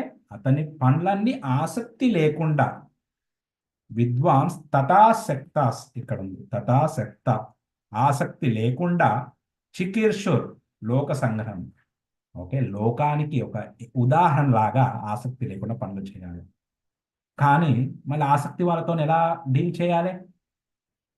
న బుద్ధి భేదం జనయేత్ అజ్ఞానాం కర్మ సంగినాం జోషయేత్ సర్వకర్మాని విద్వాన్ యుక్త సమాచరం. నా బుద్ధి భేదం, వాళ్ళని డిస్టర్బ్ చేయొద్దన్నమాట, కలత పెట్టొద్దు. ఓకే, అజ్ఞానులని, ఆ కర్మలకి ఆసక్తి ఉన్న వారిని కలత పెట్టొద్దు, వాళ్ళని డిస్టర్బ్ చేయొద్దు. వాళ్ళని ఏం చేయాలి? జోషయేత్ మెల్లిమెల్లిగా, సర్వకర్మాని అన్ని కర్మలని వాళ్ళని భక్తి భావంతో ఎలా చేయాలో వాళ్ళని భక్తికి మెల్లిమెల్లిగా కనెక్ట్ చేయాలి. ఓకే. అందుకోసము మనము నారద ముని ధ్రువ మహారాజుకి డైరెక్ట్ చెప్పలేదు. చెప్తాడు, అయ్యా నువ్వు పట్టించుకోకు, నువ్వు వెళ్ళిపోయి రాజ్యాన్ని పరిపాలించుకో, క్షత్రియుడు నువ్వు, ఇంత చిన్నపిల్ల, ఇంత పట్టుదల ఉండొద్దు, ఏ చిన్న చిన్న వాటికి పట్టించుకోవద్దు, మీ అమ్మ ఇలా అన్నదని, సురుచి ఇలా అన్నదని. అప్పుడు అంటాడు, నేను క్షత్రియుడిని, నాకు ఆ పౌరుషం ఉంది. 5 ఏళ్ళు అయితే ఏంటి, నాకు పౌరుషం ఉంది, నాకు చెప్పింది మా అమ్మ. ఓకే, వెళ్ళి దేవుణ్ణి ప్రార్థిస్తే దేవుడు ప్రత్యక్షమవుతాడు. దేవుడి నుండి నాకు మా తాతయ్య కన్నా ఎక్కువ రాజ్యం కావాలి. ఓకే, దానికోసం నేను ప్రార్థిస్తాను. అప్పుడు ఆయన గుణం చూసేసి, అయ్యా నువ్వు ఇట్లా దేవుణ్ణి ఎలా ధ్యానం చేయాలో ఆ పద్ధతి ఆయనకి ఇచ్చాడు. సో ఆయనకి ఎలాంటి గుణం ఉందో అలాంటి పద్ధతి ఆయనకి ఇచ్చాడు. అదే వాల్మీకి ఋషికి అయితే, తను ఎప్పుడు బ్రాహ్మణుల ఇంట్లో పుట్టాడు, కానీ ఈ కోయవాళ్ళతోని, శూద్రులు కాదు, ఈ కోయవాళ్ళతోని, వాళ్ళతోని వీళ్ళతో కలిసి అతను చెడిపోతాడు. మళ్ళీ ఒక శూద్ర అనేతో వివాహం ఆడతాడు. ఆడి ఎంతో మంది పిల్లల్ని కంటాడు. అన్ని చోరి చోర్ అన్నమాట, అన్ని దొంగతనాలు చేస్తాడు, అందరినీ ఒక హింసిస్తూ ఉంటాడు. అలాంటి వ్యక్తికి ఏం చెప్పాడు నారదముని, అయ్యా నువ్వు ఎంతో మందిని చంపుతూ ఉంటావు కాబట్టి నీకు రామ చెప్పడం కష్టం, నామమే చెప్పలేకపోతాడు, అందుకోసం మరా మరా అని చెప్పమంటాడు. సో ఎవరు ఎలాంటి స్థితిలో ఉన్నారో వాళ్ళకి అలాంటి జోష్ అయ్యే వాళ్ళని మెల్లిమెల్లిగా భక్తిలోకి తీసుకురావాలి అని కృష్ణుడు, ఓకే, అర్జునుడికి చెప్తున్నాడు, అజ్ఞానులనితో ఎలా వ్యవహరించాలి. ఇప్పుడు జనరలీ అజ్ఞానుల ఈ మనస్తత్వం ఎలా ఉంటుంది, ఇది అజ్ఞానులంటే ఓకే, జ్ఞానులంటే అతి ఉత్తమమైన జ్ఞానులు, శుద్ధ భక్తులు, నారదముని లాంటి వారు. ఇక మిగతా వాళ్ళందరి పరిస్థితి ఈ 27లోనే వచ్చేస్తుంది. ప్రకృతే క్రియమానాని గుణై కర్మాని సర్వశ అహంకార విమూఢాత్మ కర్తాహమితి మన్యతే. సో అహంకారముతో ఆ విమూఢాత్మ, ఓకే, అహంకారంతో బివిల్డర్ అయిపోయి ఏమనుకుంటాడు, నేనే అన్ని పనులు చేస్తున్నాను. ఇప్పుడు ఒక ఉదాహరణ చెప్తాను. మీరు ఆలుగడ్డ ఫ్రై చేశారు, ఆలు కర్రీ చేశారు, ఆలు ఫ్రై చేశారు. సో మ్, ఇది, ఈ ఆలు ఫ్రై ఎవరు చేశారు అంటే నేను చేశాను అంటాను.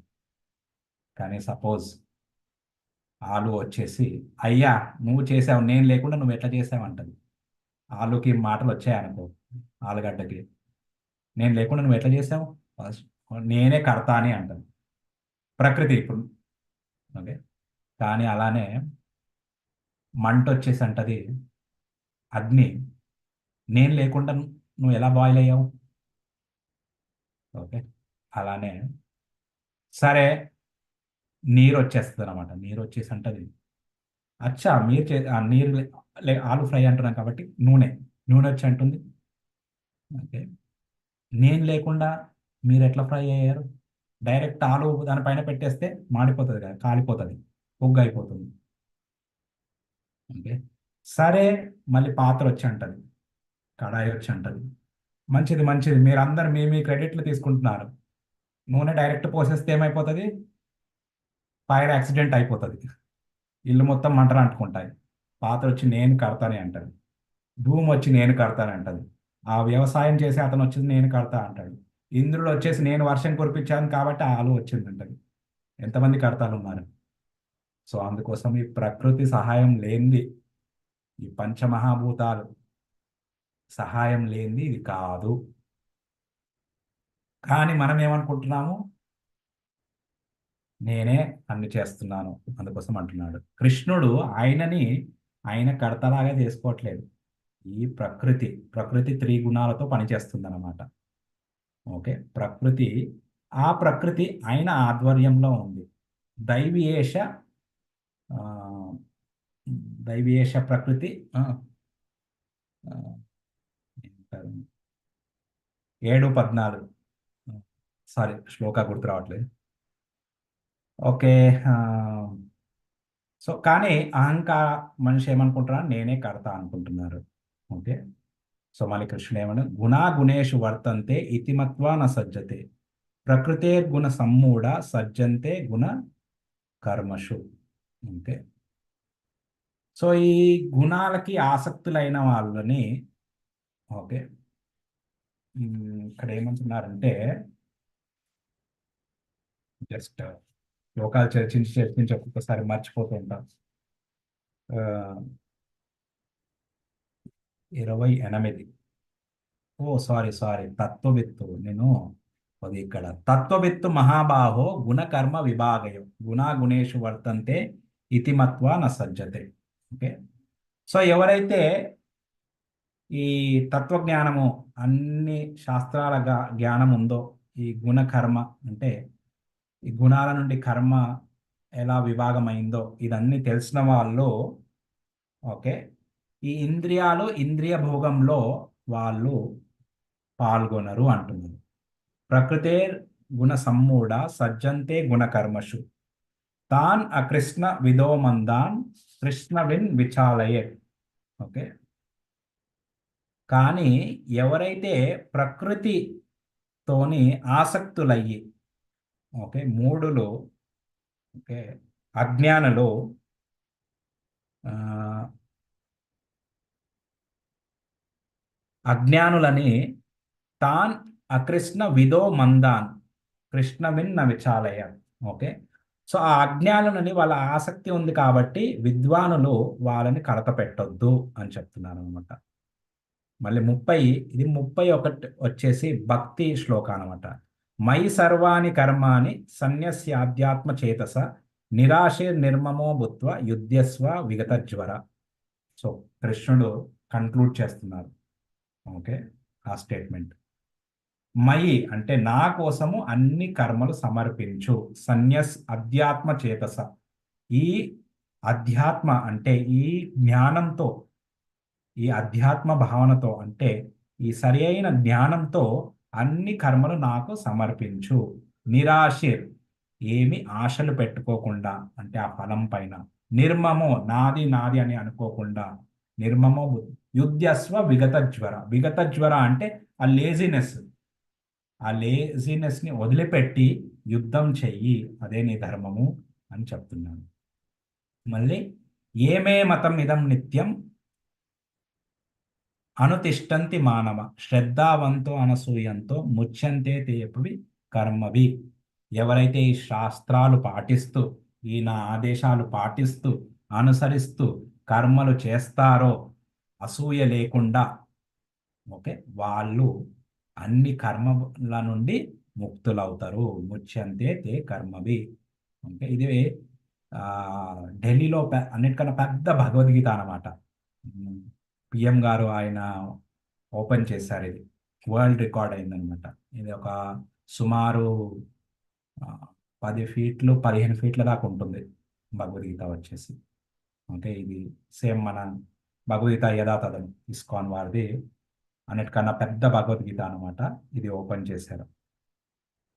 సో ఈ శాస్త్రాలు అంటే నేను అక్కడ ఆ చిత్రం ఎందుకు పెట్టానంటే, ఆయన అన్ని చోట్ల వెళ్ళి భగవద్గీతని ప్రచారం చేస్తూ ఉంటారు కాబట్టి. సో అలా అసూయ లేకుండా పాటించాలి. కానీ అటువైపు ఏత్వే తమ అభ్యసూయంతో నాను తిష్టంతి మేమతం సర్వజ్ఞాన విమూఢాంస్తాన్ తాన్ విధి నష్ట చేతస. సో ఎవరైతే అసూయతోని నాను తిష్టంతి మేమతం, నా అనుతిష్టంతి అంటే నా ఈ శాస్త్రాలు, ఈ ఆదేశాలు పాటించరు, వాళ్ళ జ్ఞానం అంతా, ఓకే, నష్టమైపోతుంది. వాళ్ళు చేసే కార్యాల నుండి ఏమి ఫలితాలు రావు అని చెప్తున్నాడు. సో మళ్ళీ సదృశం చెష్టటే స్వస్య ప్రకృతేర్ జాన్ గుణాన్ ప్రకృతేర్ జ్ఞాన వాప జ్ఞానవానపి ప్రకృతిం యాంతి భూతాన్ని నిగ్రహం కిం కరిష్యతి. సో అలా అనేసి, సో ఎవరికైతే ఈ ఆసక్తి ఉందో, ఓకే, వాళ్ళు ఏదో ఒక పనులు చేస్తారు. ప్రకృతి నుండి వచ్చిన గుణాల బట్టి వాళ్ళు పనులు చేస్తారు. వాళ్ళని నిగ్రహించకూడదు. నిగ్రహించి రిప్రెసెంట్ అంటే స్టాప్ చేసేసి ఏమి, ఓకే, వాళ్ళని అంటే మళ్ళీ 26 మెల్లిమెల్లిగా వాళ్ళని భక్తిలోకి తీసుకురావాలి. ఇంద్రియా ఇంద్రియస్యేంద్రియస్యార్థే రాగద్వేష వ్యవస్థితౌ తయోర్వశమాగచ్చేత్ తౌ యస్య పరిపంతినౌ. ఓకే. సో ఈ ఇంద్రియార్థాలు అంటే ఇంద్రియ పదార్థాలు, వీటి నుండి ఆసక్తి, ఆ ద్వేషము వదిలిపెట్టి, ఓకే, వ్యవస్థితౌ అంటే నియమాల ద్వారా, ఓకే, వీటిని, ఈ రాగద్వేషాల నుండి విముక్తుడివై ఈ ఇంద్రియాలను వశంలో పెట్టుకొని, ఓకే, తౌ అస్య, ఓకే, నన్ను పొందుతావు అని చెప్తున్నాడు అనమాట ఇక్కడ. ఓకే.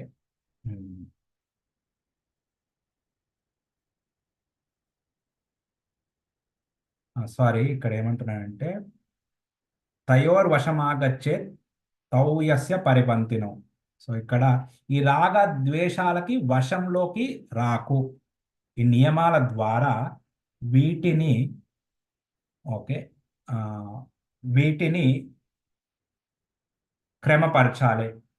ఓకే, క్రమపరచడానికి, వీటిని నియంత్రించడానికి ఈ ఉపదేశాలను పాటిస్తూ నియంత్రించు. వీటి వశంలోకి రాగం అంటే ఆసక్తి, మనం కోరుకున్నది దొరకకపోతే ద్వేషం వస్తుంది, వీటిలలోకి రాకు అంటున్నాడు.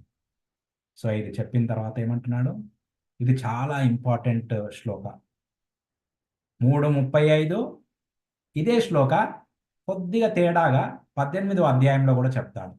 18:47లో శ్రేయాన్ స్వధర్మ విగుణ పరధర్మాత్ స్వనుష్ఠిత స్వధర్మే నిధనం శ్రేయ పరధర్మో భయావహ.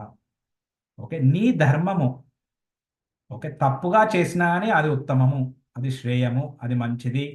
పరధర్మాత్ స్వనుష్ఠిత, వేరే వాళ్ళ ధర్మం మంచిగా చేసినా కానీ అది అంత మంచిది కాదు. ఓకే, స్వధర్మే నిధనం శ్రేయ, నీ ధర్మంలో ఏదైనా నాశనం అయినా కానీ, ఏదైనా తప్పు జరిగినా కానీ వేరే వాళ్ళ ధర్మం చేయడము భయావహ, చాలా భయంకరమైంది. అంటే ఇది ఎస్పెషల్లీ ఏంటంటే భక్తి కోసమని కాదు, మెయిన్ ఎవరికైతే ఎలాంటి గుణాలు ఉన్నాయో ఆ గుణాల అనుసారంగా కర్మలు చేయాలి. ఉదాహరణకి మనం ఉదాహరణతో చర్చించుకుంటే అర్థమవుతుంది. క్షత్రియుడు బ్రాహ్మణుడిలాగా అవ్వకూడదు, అర్జునుడికి చెప్తున్నాను బేసికలీ. ఎందుకు? ఎందుకంటే క్షత్రియుడు ప్రజలను రక్షించాలి. క్షత్రియ, క్షత్ అంటే ఆపద, అంటే గాయం, గాయాన్ని నుండి త్రాయతే, కాపాడాలి. కానీ ఆ క్షత్రియుడు నేను అహింస చెయ్యనని అన్నాడు అనుకో, ఇంకేంటి, ఇప్పుడు మన దేశానికి ఆ అహింసా పరో ధర్మం అది పాటించడం వల్లనే ఇదంతా, ఈ బయటి దేశాల నుండి అన్ని దోచుకోవడాలు, అదే ఏమంటారు, కాన్కర్ చేయడము అవన్నీ జరిగిందనమాట. అంటే సో లేకుంటే అది రాకముందు ఇక్కడ ఉండే క్షత్రులు చాలా బలవంతమైన వాళ్ళు ఉండేవారు, ఎవ్వరూ మన పైన, ఓకే, విజయం సాధించలేదు అప్పటి వరకు. సో అందుకోసము బ్రాహ్మణుడు అహింస పాటించాలి, క్షత్రియుడు కాదు. ఓకే, క్షత్రుడికి క్షమాగుణం ఉండొచ్చు, కానీ శత్రువుని ఎవరైతే తప్పు చేస్తారో వాళ్ళకి శిక్ష ఇవ్వాల్సిందే. లేకపోతే వేరే ప్రజలు, సాధారణ ప్రజలు కూడా తప్పులు చేస్తూనే ఉంటారు. అందుకోసం ఇక్కడ చెప్తున్నాను, నీ ధర్మం నువ్వు చెయ్యి. అలానే ఒక వైశ్యుడు బ్రాహ్మణ కర్తవ్యం తీసుకున్నాడు అనుకో, ఇక్కడ నేను బ్రాహ్మణుడు అన్నప్పుడు యజన్ యాజన్ పఠన్ పాఠన్ దాన ప్రతిగ్రహం, ఆ కార్యాలు చేసేవారు. ఓకే. సో మళ్ళీ కొంతమందికి అదే అనిపిస్తుంది, బ్రాహ్మణ్ అంటే ఎందుకు వాళ్ళని అంత ఎత్తుతున్నావు, శూద్రులు మమ్మల్ని ఎందుకు కిందకి దించుతున్నావు అని కాదు. ఇక్కడ శాస్త్రం మీద అది చెప్తున్నాను. శాస్త్రం ప్రకారం బ్రాహ్మణ అంటే ఏంటి, ఆ 6 కార్యాలు. ఓకే. అయితే ఇక్కడ ఒక వైశ్యుడు, ఓకే, విద్యని చెప్పడం స్టార్ట్ చేసినంటే అది బిజినెస్ లాగా అయిపోతుంది.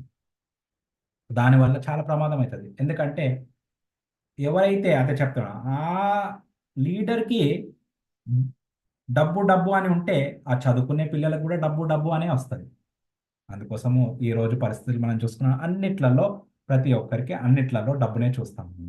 సేవని చూడము, సేవాభావము కోల్పోతాము. సో ఇప్పుడు 36 నుండి. ఓకే. సో అప్పుడు కృష్ణుడు అర్జునుడు కొన్ని ప్రశ్నలు అడుగుతా. ఆత్మ యొక్క శాశ్వత శత్రువు కామమును ఎలా జయించాలి, ఓడించాలి? అర్జున ఉవాచ అతకేన ప్రయుక్తోయం పాపం చరతి పురుష అనిచ్చన్ అపి వాష్ణేయ బలాదివ నియోజిత. అదకేన కానీ మనకిష్టం లేకున్నా గాని అనిచ్చన్ అపి, ఓకే, నాకు ఇష్టం లేకున్నా గాని బలంతో ఏదో బలం ఏదో ఫోర్స్ నా పైన యాక్ట్ అవుతుంది. ఓకే. నియోజనం అవుతుంది. అది పాపం చేయమని, పాపం చేస్తుంది పురుషుణ్ణి. అది ఏంటయ్యా? అది ఏంటి అది? ఏ ఫోర్స్ అది? ఓకే. ఏది నన్ను అలా తోస్తుంది? ఓకే. సో అంటే నేను క్షత్రియులాగా పని చేయాలి. కానీ నాకు ఆ క్షత్రియ డ్యూటీని వదిలిపెట్టాలనిపిస్తుంది. ఒక్కొక్కసారి అనిపిస్తుంది కదా! మేబీ ఇది పని చేయడం వల్ల నాకు అంత లాభం రావట్లేదు. ఆ పని చేద్దామా? ఓకే. కాదు. మీ ధర్మం మీరు చేయాలి. కృష్ణుడు అదే చెప్పాడు కదా! కానీ అర్జునుడు దానికే ప్రశ్న అడుగుతున్నాడు. నా ధర్మం నన్ను చేయమంటున్నావు. తప్పైనా పర్వాలేదు నీ ధర్మం నువ్వు చెయ్యి. ఎందుకంటే ఇంగో చూడు తప్పు చేసినా గాని బ్రాహ్మణుడు ధర్మం చేశాడనుకో తప్పులైతే ఒప్పుకుంటాడా? ఆ తప్పులైతాయ్యా. ఒక ఇంట్లో తల్లి వంట చేసిందనుకో, తప్పయిందనుకో, ఆ తప్పయింది అని ఒప్పుకోవడం ఈజీ. కానీ తండ్రి చేశాడనుకో, తప్పయిందనుకో, ఏదో సాకు చెప్తాడు. యాక్చువల్‌గా నేను చేస్తూ ఉన్నాను. ఏదో వేరే వాళ్ళ పైన దోషం పెట్టేస్తారు. అందుకోసం అలా చెప్తున్నాననమాట. సో, కానీ అర్జునుడు అంటున్నాడు. కానీ ఏందది? ఆహ్, ఓకే. ఆ బలమేంటి? నన్ను తప్పు కార్యాలకి తోసే బలమేంటి? అది చెప్పు. ఓకే. ఇది అందరితో అవుతుంది. మనకు తెలుసు ఇది పాపము. అయినా గాని ఓకే. ఇది మంచిది కాదని తెలిసినా గాని మనం ఒక్కసారి దానికి బెండ్ అయిపోతాం. అయితే కృష్ణుడు చెప్తున్నాడు. శ్రీ భగవానువాచ కామయేష క్రోధయేష రజో గుణ సముద్భవ మహాశనో మహాపాప్మ విద్యేనమిహ వైరిణం. వైరిణం ఇది పెద్ద శత్రువు. ఓకే. ఏంటి? కామ ఏష క్రోధ ఏష కామము. ఓకే. కామము ఈ క్రోధము. కామము తర్వాత క్రోధం వస్తుంది. కామము సంతుష్టం కాకపోతే క్రోధం వస్తుంది. ఓకే. ఇది ఎక్కడి నుండి వస్తుంది? రజోగుణం నుండి వస్తుంది. ఓకే. సో దీని గురించి డీటెయిల్ చెప్తారు. దీని హిస్టరీ చెప్తారు. ఓకే. అంటే దీన్ని ఎట్లెట్లా అన్నది. సో ఇక్కడ ఏందంటే తెలుసుకోవాల్సింది ఏందంటే ఇది కామం అంటే ఏంది అసలు ఫస్ట్? కామం అంటే మనల్ని మనం కేంద్రం పెట్టుకోవడం అన్నమాట. స్వార్థం. మనము మొత్తం ప్రపంచమంతా మనమే కేంద్రం. మనమే మిడిల్. నా నేను అనుకున్నట్టు ఈ ప్రపంచమంతా నడవాలి. నేను అనుకున్నట్టంటే శాస్త్రం ప్రకారం అనుకున్నట్టు కాదు. నా ఇష్టం ప్రకారం. అది కామం. అది ఇంట్లో అనుండొచ్చు, అది ప్రపంచానికైనా ఉండొచ్చు, అది ఎక్కడన్నా ఉండొచ్చు. ఓకే. రజోగుణం. రజోగుణం అంటే ఇక్కడ చూడండి. సత్వగుణంలో ఉన్నవారు శాస్త్రాలని పాటిస్తారు. కర్మ పైన ఆశ ఉండదు. ఆటోమేటిక్‌గా కర్మ వచ్చేస్తుంది. సారీ ఫలం. ఫలం కర్మలు చేస్తారు శాస్త్రానుసారంగా. ఫలం పైన ఆసక్తి ఉండదు. ఫలము దానంతట అదే వస్తుందని అనుకుంటారు. అది సత్వగుణం. రజోగుణం అంటే శాస్త్రాల ప్రకారం కర్మలు చేస్తారు. కానీ వాళ్ళకి ఫలం పైన ఆసక్తి ఉంటుంది. సో, ఈ రజోగుణంలో ఉన్నప్పుడు అతి రజోగుణంలో ఉన్నప్పుడు ఏమైపోతుంది? కామం ఉద్భవిస్తుంది అని చెప్తుంది. ఇది మహాపాపము. ఓకే. ఇది పెద్ద శత్రువు. ఎవరికి? ఈ ఆత్మకి పెద్ద శత్రువు ఇది. కానీ ఆత్మ ఏంటి? కామముకి ఆపోజిట్ ఏంది? ప్రేమ. ప్రేమ అన్నప్పుడు ఆత్మని కేంద్రంగా పెట్టి ఆలోచిస్తాము. ఆత్మకి ఏది మంచిది? ఓకే. సో, ముందుకు వెళ్దాము. టైము హరే కృష్ణ 9:30 అయిపోయింది. ఇంద్రియాణి మనోబుద్ధిర్ అస్యాధిష్టానముచ్యతే ఏతైర్విమోహ్యత్యేష జ్ఞానమావృత్తం దేహినాం. ఓకే. ఉమ్, ఒకసారి మనం ఎక్కడ ముందుకెళ్ళిపోయాం. 38 ధూమేనావృతయ వర్ణిర్ యథాదర్శో మలేన ఛాయతోల్బణావృతో గర్భాత్ తతాస్తేనేదమావృతం. ఈ కామము మూడు రకాలుగా కప్పబడింది. ఓకే, పొగతో కప్పబడిన అగ్నిలాగా, తుమ్ముతో కప్పబడిన అద్దము, మావి చేత కప్పబడిన గర్భము. ఓకే, ఉల్బేన ఆవృతే గర్భ. ఉల్బేన అంటే ఈ పిండం, పిండంతో కప్పబడి ఓకే, మావి చేత కప్పబడిన గర్భము. ఓకే, సో ఇది అయితే ఏమంటున్నారు, ఈ మూడు రకాలుగా ఈ కామం మూడు దశలలో ఉంటుంది. సో ఈ అగ్ని అన్నప్పుడు మనిషికి, మానవులకి ఇది అంటే ఇది చాలా తక్కువ స్థాయిలో కామం ఉన్నట్టు. దీనికన్నా ఎక్కువ స్థాయి దుమ్ముతో కప్పబడిన. ఇది పక్షులు, జంతువులకి ఈ ఇది సూచిస్తుంది అనమాట. అతి కామం అయిపోతే మానవ జీవితం నుండి కిందికి వెళ్ళిపోతాము. ఇంకా అతి కామం అయిపోతే ఈ ఉదాహరణ ఏంటి, మావి చేత కప్పబడిన గర్భం. సో దీంట్లో అది చెట్లకి వర్తిస్తుంది అనమాట. సో ఎవరైతే అతి కామంగా ప్రవర్తిస్తారో వాళ్ళు నెక్స్ట్ జన్మలో చెట్లు అయిపోతారు. ఇది అర్థం. ఈ భాష్యం నుండి తెలుస్తుంది మనకి 38 భాష్యంలో. సో దాన్ని ఇంకా ఈ కామం గురించి ఏం చెప్తున్నారు, ఈ మూడు దశల గురించి చెప్పారు. సో మనిషి అన్నది పొగతో కప్పబడిన అగ్ని లాంటి కామము మనది. సో పశుపక్షులకి ఈ దుమ్ముతో కప్పబడిన అద్దం లాంటిది, చెట్లకి మావి చేత కప్పబడిన గర్భం లాంటిది. నెక్స్ట్ ఈ కామము ఏమంటున్నారంటే దుష్పూరేణ నలేన చ. ఓకే, ఈ జ్ఞానాన్ని ఆవృతం, ఆవృతం అంటే బేసికలీ ఆవృతం అంటే కప్పబడింది. ఓకే, ఈ జ్ఞానము జ్ఞానాన్ని కప్పబడుతుంది. ఈ కామము జ్ఞానాన్ని కప్పబరుస్తుంది. కామరూపేణ కౌంతేయ దుష్పూరేణ నలేనచ. కానీ ఈ కామము ఇంకా దీన్ని, ఈ కోరికలు, కామ కోరికలు ఎప్పుడు స్టాప్ కావు, పెరుగుతూనే ఉంటాయి. దాన్ని తీరుస్తే ఇంకా పెరుగుతూనే ఉంటుంది. అదే మంటలో మనము ఎంత కెరోసిన్ వేసినా అది పెరుగుతూనే ఉంటుంది. ఇంద్రియాణి మనోబుద్ధి అస్యాధిష్టానముచ్యతే ఏతైర్విమోహత్యేష జ్ఞానమావృత్యం దేహినం. ఓకే, సో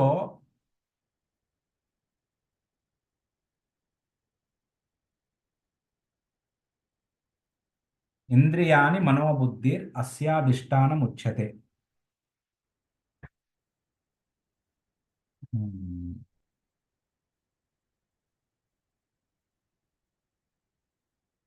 సో ఇంద్రియాల కన్నా మనస్సు, ఇది ఎక్కడెక్కడ ఉన్నది, సారీ కామము ఇక్కడ మీరు చిత్రం చూసారంటే కామం ఎక్కడెక్కడ ఉంది, ఇంద్రియాల పైన ఉంది, మనస్సులో ఉంది, బుద్ధిలో ఉంది. ఇది జీవిని మోహితుడిని చేసేస్తుంది. ఓకే అని 40లో చెప్పారు. తస్మాత్ ఇంద్రియాణ్యాదౌ నియమ్య భరతర్షభ పాప్మానం ప్రజయ్యేనం జ్ఞాన విజ్ఞాన నాశనం. ముందు నుండే అందుకే ఈ ఇంద్రియాలను నియమాల ద్వారా ఓకే నియంత్రించు. ఇది పాప్మానం ప్రజయేనం జ్ఞాన విజ్ఞాన నాశనం. ఇది ఈ కామము జ్ఞాన విజ్ఞానాన్ని నాశనం చేస్తుంది. మళ్ళీ 42లో ఇంద్రియాని పరాణ్యాహుర్ ఇంద్రియేభ్య పరం మన మనసస్తు పర బుద్ధి ఏ బుద్ధి పరతస్తు సహా. సో ఇంద్రియ భోగ వస్తువుల కన్నా ఓకే ఇంద్రియాలు పెద్దవి, ఉత్తమము. ఇంద్రియాల కన్నా మనసు ఉత్తమం, మనసు కన్నా బుద్ధి ఉత్తమం, బుద్ధి కన్నా ఆత్మ ఉత్తమము అని కృష్ణుడు చెప్తున్నాడు. ఓకే, సో జీవాత్మ, ఈ ఉదాహరణకి మనస్సు, జీవాత్మ ఈ రథంలో కూర్చున్నవాడు, నడిపించే అతను బుద్ధి. ఓకే, మనస్సు ఈ తాడులు, ఇంద్రియాలు ఈ 5 ఏనుగు లాంటివి అనమాట. ఓకే, వాటిని నియంత్రించకపోతే, ఓకే శాస్త్రాల ప్రకారంగా అనుసరించకపోతే 5 దిక్కుల తీసుకెళ్తూ ఉంటాయి. సో కామ నివాస స్థానాలు ఇంద్రియాలు, మనసు, బుద్ధి. కామ నియంత్రణ, ఆత్మజ్ఞానం, ఆధ్యాత్మిక బుద్ధి, ఆధ్యాత్మిక బలంతో వీటిని నియంత్రించవచ్చు. సో ఇంద్రియాల నియమిత పద్ధతులు శాస్త్రాలలో చెప్పారు. ప్రసాదం తీసుకోవడం వల్ల, మనస్సు జపించడం ద్వారా, బుద్ధి ఆధ్యాత్మిక జ్ఞానం తీసుకోవడం ద్వారా దీన్ని నియంత్రించవచ్చు వీటినన్నిటిని. ఓకే, లాస్ట్ ఏవం బుద్ధే పరం బుద్ధ్వా సంస్థభ్యాత్మానమాత్మన జహి శత్రుం మహాబాహో కామరూపం దురాశతం. సో ఈ దురాశ ఓకే, ఈ కామానికి ఎన్నో దురాశలు ఉన్నాయి, ఎన్నో ఆశలు ఉన్నాయి. వీటిని జయించాలంటే నువ్వు ఆత్మలో స్థితుడు అయ్యు, నీ బుద్ధి ద్వారా, ఏవం బుద్ధే, నీ బుద్ధి ద్వారా, ఓకే, ఈ ఆత్మలో స్థితుడివయ్యి ఈ కామరూపం అనే ఈ కామాన్ని, ఈ దురాశలను, ఎన్నో ఆశలున్న కామాన్ని జయించు. ఓకే, సో ఈ ఆత్మ అనుభూతి, ఈ ఆత్మ జ్ఞానం ఎలా వస్తుంది అన్నది 4వ అధ్యాయంలో కృష్ణుడు చెప్తాడు. సో మనము ఈ మనస్సును నియంత్రించాలంటే ఎస్పెషల్లీ కలియుగంలో జపం ద్వారా, హరే కృష్ణ మహామంత్రం ద్వారా, ఓకే, ఇవన్నీ కామాన్ని జయించడము ఈజీ అయిపోతుంది అనమాట. సో కలి సంతరణోపనిషత్తులో చెప్తున్నారు, ఇది షోడకం నామ్నాం కలి కల్మష నాశకం నాతా పరతరోపాయ సర్వ వేదేషు దృశ్యతే. అన్ని వేద సాహిత్యాలలో వెతికిన తర్వాత ఈ యుగానికి హరే కృష్ణ మహామంత్రం జపము కంటే అత్యుత్తమ యోగ ప్రక్రియను కనుక్కోగలలేము. హరే కృష్ణ కృష్ణ కృష్ణ హరే హరే, హరే రామ రామ రామ హరే హరే. సో ఈ సెక్షన్స్ మనం చూసాము. ఫస్ట్ అర్జునుడికి ఓకే కర్మయోగం చేయమంటున్నారు. 10 నుండి 16లో యజ్ఞము, మానవులందరూ యజ్ఞం చేయాలని చెప్పారు. 17 నుండి 24లో ఎలా ఓకే ఉదాహరణలాగా వ్యక్తం చేయడానికి ఓకే ఒక శ్రేష్ఠుడు తన ధర్మలు చేయాలి, అతనికి ఏం అవసరం లేకుండా చేయాలని చెప్పారు. 25 నుండి 29 వరకు ఒక అజ్ఞాని వ్యక్తులకి జ్ఞాని ఎలా వ్యవహరించాలి వాళ్ళతో. 30 నుండి 35 వరకు కర్మబంధాల నుండి శాస్త్రాలను అనుసరిస్తే ఎలా బయటికి వస్తాము. 36 నుండి 43 వరకు ఓకే ఈ కామము, ఓకే కామము యొక్క గుణాల గురించి, దాన్ని ఎట్లా జయించాలన్నది కృష్ణుడు మనకు చెప్పారు. హరే కృష్ణ, చాలా ధన్యవాదాలు. ఇవాళ చాలా లేట్ అయిపోయింది, క్షమించండి, మధ్యలో టైం చూసుకోలేదు. మీరు అన్మ్యూట్ చూసి ఏదైనా ప్రశ్న ఉంటే అడగచ్చు.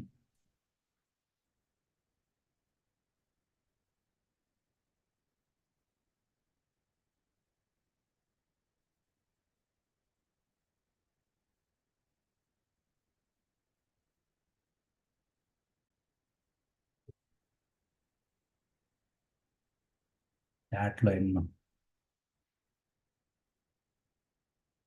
ఓకే, ఓ ఆల్రెడీ ప్రశ్నలు వచ్చేసాయి, చాలా ప్రశ్నలు వచ్చేసాయి. ఓకే, ఫస్ట్ తాపత్రయం వ్యూ ఆప్షన్స్కి వెళ్ళండి. యా. మన యొక్క కర్మలు ఏంటి ప్రభుజీ? ఆ, మన యొక్క కర్మలు అదే మనం చెప్పాం కదా, మనకి అందరికీ ఒక్కొక్క పొజిషన్స్ ఉన్నాయి. ఓకే, మనము ఒక టీచర్ అవ్వచ్చు, ఎలా అని ఒక స్టూడెంట్కి చదువుకోవాలి, ఓకే, తల్లికి వంట చేయాలి, తండ్రి ఇంటికి కావాల్సిన అవసరాలన్నీ తీసుకొని రావాలి. ఇంట్లో విషయాలు చెప్తున్నాను ఇవి. మళ్ళీ బయటికి వెళ్ళిన తర్వాత ఇప్పుడు అదే గృహస్థులైతే ఓకే ఎవరైతే గెస్ట్స్ వస్తారో వాళ్ళతో మంచిగా ప్రవర్తించాలి, వాళ్ళకి సేవ చేయాలి, తల్లిదండ్రులకి సేవ చేయాలి. ఆఫీస్కి వెళ్తే నీకు ఏ పొజిషన్ ఉంటే అది ఒక బ్రాహ్మణిక పొజిషన్ అంటే, ఇవాళ రేపు ఏంటంటే జాబ్స్లలో అడ్వైజరీ లాగా, కన్సల్టెంట్ లాగా, అది బ్రాహ్మణికల్ పొజిషన్. లేకుంటే అడ్మినిస్ట్రేషన్ పొజిషన్లో ఉండొచ్చు, లేకుంటే బిజినెస్ పొజిషన్లో ఉండొచ్చు. అవి అవి సక్రమంగా ఓకే నిజాయితీగా చేస్తూ ఉండాలి. మనం వాటిని ఎలా ఆచరించాలి దాని గురించి చెప్పాము. ఆత్మ గురించి మనం ఎలా ఆలోచించగలం మరియు దీని గురించి ఏమైనా ఉదాహరణలు ఏమైనా ఉన్నాయా ప్రభుజీ? ఆ మెయిన్ ఏంటంటే మనము ఇదే సంబంధ అవిధేయ ప్రయోజన అంటారు. సంబంధం ఏంటంటే మనము కృష్ణుడి యొక్క అంశము కాబట్టి ఈ చెయ్యి మన దేహాని యొక్క అంశము, ఈ చెయ్యి ఈ దేహానికి సేవ చేస్తుంది. అలానే మనము భగవంతుడి అంశం కాబట్టి ఈ ప్రపంచంలో ఉంటూ శాస్త్రాలు అనుసరిస్తూ మనం కార్యాలు చేస్తున్నప్పుడు ఆత్మ కార్యాలు అవుతాయి అవన్నీ. సో సింపుల్ ఆత్మ గురించి ఓకే ఎప్పుడు మనం శాస్త్రాలు చదువుతూ ఉండాలి, అది కూడా ఒక యజ్ఞం లాంటిది. పంచమహాసున యజ్ఞ అంటారు. వన్ ఆఫ్ ద యజ్ఞ ఇస్ శాస్త్రాలు చదవడం తర్వాత చదివితే మనకు ఋషులకు ఉన్న రుణం పోతుందన్నమాట. సో అది ఎప్పుడైతే చదువుతామో దాన్ని అనుసరించడము ఈజీ అవుతుంది. సో అలా చదువుతూ ఓకే మెయిన్ ఫస్ట్ నేను చెప్పినట్టు, ఇప్పుడు కృష్ణుడు చెప్పినట్టు 3:13లో ఈ యజ్ఞశిష్టాశన సంతో. సో మనం దేవుడికి నైవేద్యాలు పెట్టాలి. ఏమి లేకుంటే పత్రం పుష్పం ఫలం తోయం. ఓకే. ఉంటే ఒక పండ్లు తీసుకొచ్చి దేవుడికి నైవేద్యంగా పళ్ళు పెట్టండి. ఏది లేదంటే నీళ్లు పెట్టండి. ఓకే. తులసి ఆకు ఉంటే తులసి ఆకు రోజు నీళ్ళలో వేసి దేవుడికి నైవేద్యంగా పెట్టండి. ఇంకా ఏం లేకుంటే పువ్వు పెట్టండి అలా. సో ఆ రకంగా మనం భక్తి చేస్తూ ఆత్మలో మనం స్థితిలమై ఉండొచ్చు. ఓకే. ఉదాహరణలు భాగవతంలో వీళ్ళందరూ వస్తారు. అది మళ్ళీ వేరే క్లాసు. హరే కృష్ణ ప్రభుజీ, ఇందాక మీరు చెప్పారు కర్మ సరిగ్గా చేయకపోతే చెట్టు కింద పుడతారని. ఎలాంటి కర్మలు చేస్తే మళ్ళీ మానవ జన్మ వస్తుంది? ఉమ్. కర్మలు సరిగ్గా చేయకపోతే బేసికలీ ఏంటంటే శాస్త్రం డైరెక్ట్ చెప్పాలంటే, ఎవరైతే ఈ చెట్లు ఎలా అయిపోతారంటే, వస్త్రాలు ఎవరైతే సరిగ్గా ధరించరో వాళ్ళు చెట్లు అయిపోతారు. అంటే చెట్లు వస్త్రాలు వేసుకోవు కదా. సో ఆ రకంగా అనమాట. అది శాస్త్రం చెప్తుంది. అండ్ ఎలా మనం కర్మలు చేసుకోవాలి అంటే సింపుల్. అదే, మీరు రోజు భగవద్గీత చదవండి. భగవద్గీత మీరు రోజు చదువుతున్నారంటే మానవ జన్మ, అట్లీస్ట్ మానవ జన్మ కంపల్సరీ. అండ్ మీరు ఇంకా భక్తి బాగా చేస్తే మళ్ళీ జన్మ పుట్టుక ఉండదు. దాన్ని మంచి అనుసరిస్తే భగవంతుడి పట్ల ప్రేమ పొందాలి మనం. ఆయన పట్ల ప్రేమ ఉంటే ఆయన దగ్గరికి వెళ్ళగలుగుతాం. మనము ఎవరిని ప్రేమిస్తే వాళ్ళతో ఎల్లప్పుడూ ఉండగలుగుతాం. ఓకే. సో తల్లిదండ్రులు పిల్లల్ని ప్రేమిస్తారు కాబట్టి వాళ్ళ పిల్లలతో ఎన్ని గొడవలు అయినా కానీ వాళ్ళ పిల్లల్ని ఎప్పుడు వదిలిపెట్టరు. పిల్లలు వాళ్ళని వదిలిపెట్టినాను వాళ్ళు ఎప్పుడు వదిలిపెట్టరు. హరే కృష్ణ. నేను చిన్న చిన్నగా చెప్తున్నాను. ఇవన్నీ మీకు ఏంటంటే మళ్ళీ రామ్ లక్ష్మణ్ ప్రభు క్లాసెస్ తీసుకోవచ్చు. తీసుకుంటారు, తీసుకోవచ్చు కాదు, ఫ్యూచర్లో ఇవి డీటెయిల్గా చెప్పడానికి. అప్పుడు మీరు వినొచ్చు. అండ్ మిగతా వెదులా ప్రభుజీ అది తర్వాత ప్రభుజీతో డిస్కస్ చేసి ఎలా అన్నాం. అండ్ పలాస వాళ్ళు పలాసకు వచ్చి వినొచ్చు. భక్తి మనం ఎలా చేయాలి ప్రభుజీ, ఇది సులభమైంది. లాస్ట్ కదే చెప్పాము, హరే కృష్ణ మహామంత్రం జపం చేయడం. ఓకే. అండ్ దేవుడికి నైవేద్యాలు పెట్టి తీసుకోవడం. నైవేద్యాలు కాకుండా కానీ పత్రం పుష్పం ఫలం తోయం. ఓకే. ఈ జపము మీరు ఎవరితో కనెక్ట్ అయ్యారో, ఓకే, వెదులా గారితోనా లేకపోతే రామలక్ష్మణ్ ప్రభుతోనా లేకపోతే పలాసతోనా, ఎలా అన్న జపమాల తెచ్చుకొని మీరు ఎలా చేయాలన్నది వీళ్ళ దగ్గర నుండి కొద్ది తెలుసుకొని మీరు చేయొచ్చు. ఓకే. ఇది కలియుగ ధర్మం అనమాట. ఒక్కొక్క యుగానికి ఒక్కొక్క ధర్మం ఉంటుంది. సత్యుగంలో ధ్యానము, త్రేతాయుగంలో యజ్ఞాలు. అందుకోసం సత్యుగంలో హిరణ్యకృష్ణుడు ధ్యానానికి వెళ్తాడు, ధ్రువ మహారాజు ధ్యానానికి వెళ్ళాడు. కానీ త్రేతాయుగంలో యజ్ఞాలు చేస్తారు. అందుకోసం రామచంద్రముడు శ్రీమన్నారాయణ సారీ శ్రీరామచంద్రుడు 11,000 సంవత్సరాలు పరిపాలిస్తే 10,000 యజ్ఞాలు చేశాడు, అశ్వమేధ యజ్ఞం. అండ్ ద్వాపర యుగంలో అర్చన, దేవుడి అర్చన చేయడం, అంటే దేవుడికి అర్చన చేయడం.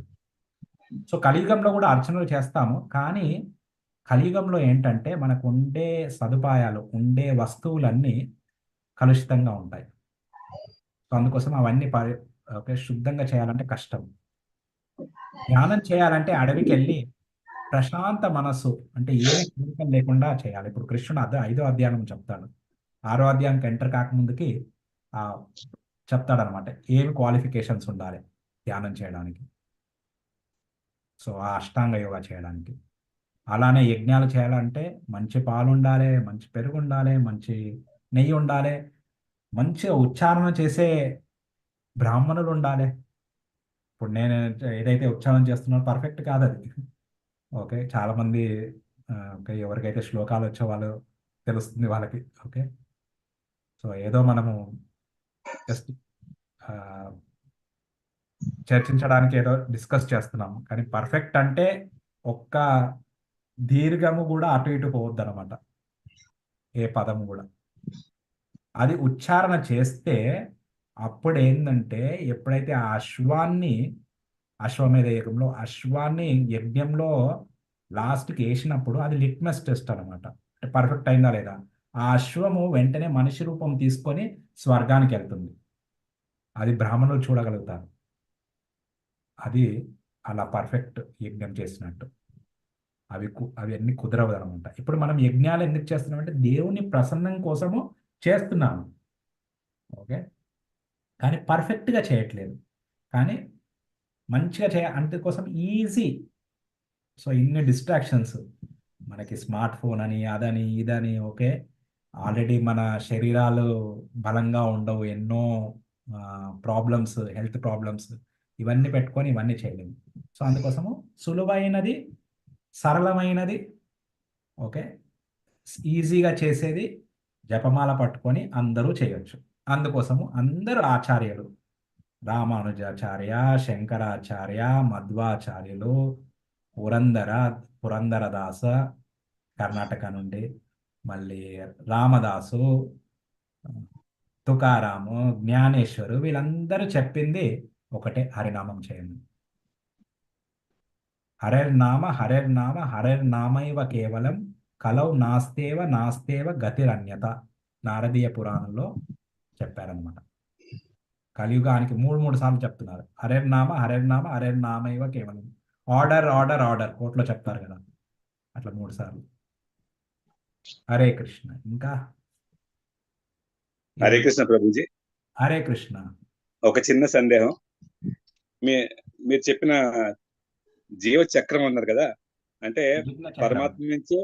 పరమాత్మ నుంచి జీవాలన్నీ పుడతాయి, వాటికి ఒక క్రమం ఉంది. పరమాత్మ నుంచి ముందు అక్షరం పుట్టింది, అక్షరం అంటే శాస్త్రాలు అనుకుందాం, వేదాలు అనుకుందాం. వాటి నుంచి యజ్ఞం పుట్టింది, యజ్ఞం నుంచి మేఘాలు పుట్టాయి, మేఘాల నుంచి వర్షాలు వస్తాయి, అన్నాలు వస్తాయి, అన్నా నుంచి భూతాలు పుట్టాయి, మళ్ళీ భూతాలు పరమాత్మలో కలుస్తాయని. అంతేనండి? కృష్ణ పరమాత్మలో కలవడం కాదు, మనము ఆ అన్నాన్ని భగవంతుడికి భోగంలాగా పెట్టేసి మనం ప్రసాదం లాగా తీసుకుంటాం. మనము చూడండి, మనం ఇప్పుడు ఒక్కొక్కసారి లీనమైపోతాము. ముక్తి అంటే భగవంతుడిలో లీనమైపోవడం కాదు, భగవంతుడు లోకానికి వెళ్ళి భగవంతుడికి సేవలు చేయడం. ఇప్పుడు మీ పిల్లలు పెద్దగా అయ్యేదాకా మీలో లీనమైపోతారు, మీలో నుండి వచ్చాం మీలో మళ్ళీ కలిసిపోతామంటారు. అది మంచిగా అనిపిస్తుందా? కాదు కదా. వాళ్ళు ఇండివిజువల్, మనము ఇండివిజువల్. అందుకోసం కృష్ణుడు 12 శ్లోకాల్లో చెప్పారు. ఓకే. ఏమన్నారు? అది చెప్పారు కదా, ముందు కూడా ఈ రాజులు ఉన్నారు, ఇప్పుడు కూడా ఉన్నారు, భవిష్యత్తులో కూడా ఉంటారు. ఈ ఆత్మకి చావు ఉండదు. సో మనము ఇక్కడ నుండి భక్తి ప్రాక్టీస్ చేస్తాం, ఇది అప్రెంటిస్.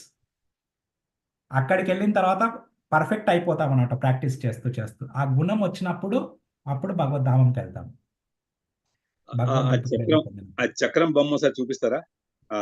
ఎస్, చక్రం వేశారు కదా, బాణం గుర్తు. ఎస్, స్క్రీన్ షాట్ తీసుకోండి మీరు.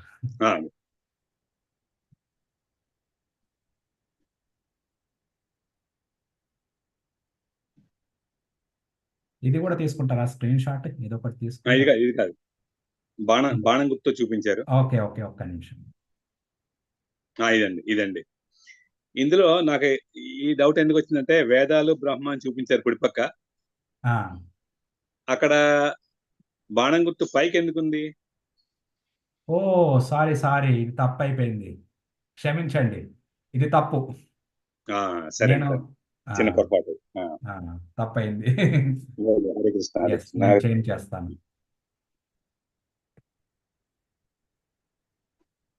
థ్యాంక్స్ అండి. హరే కృష్ణ అండి. హరే కృష్ణ.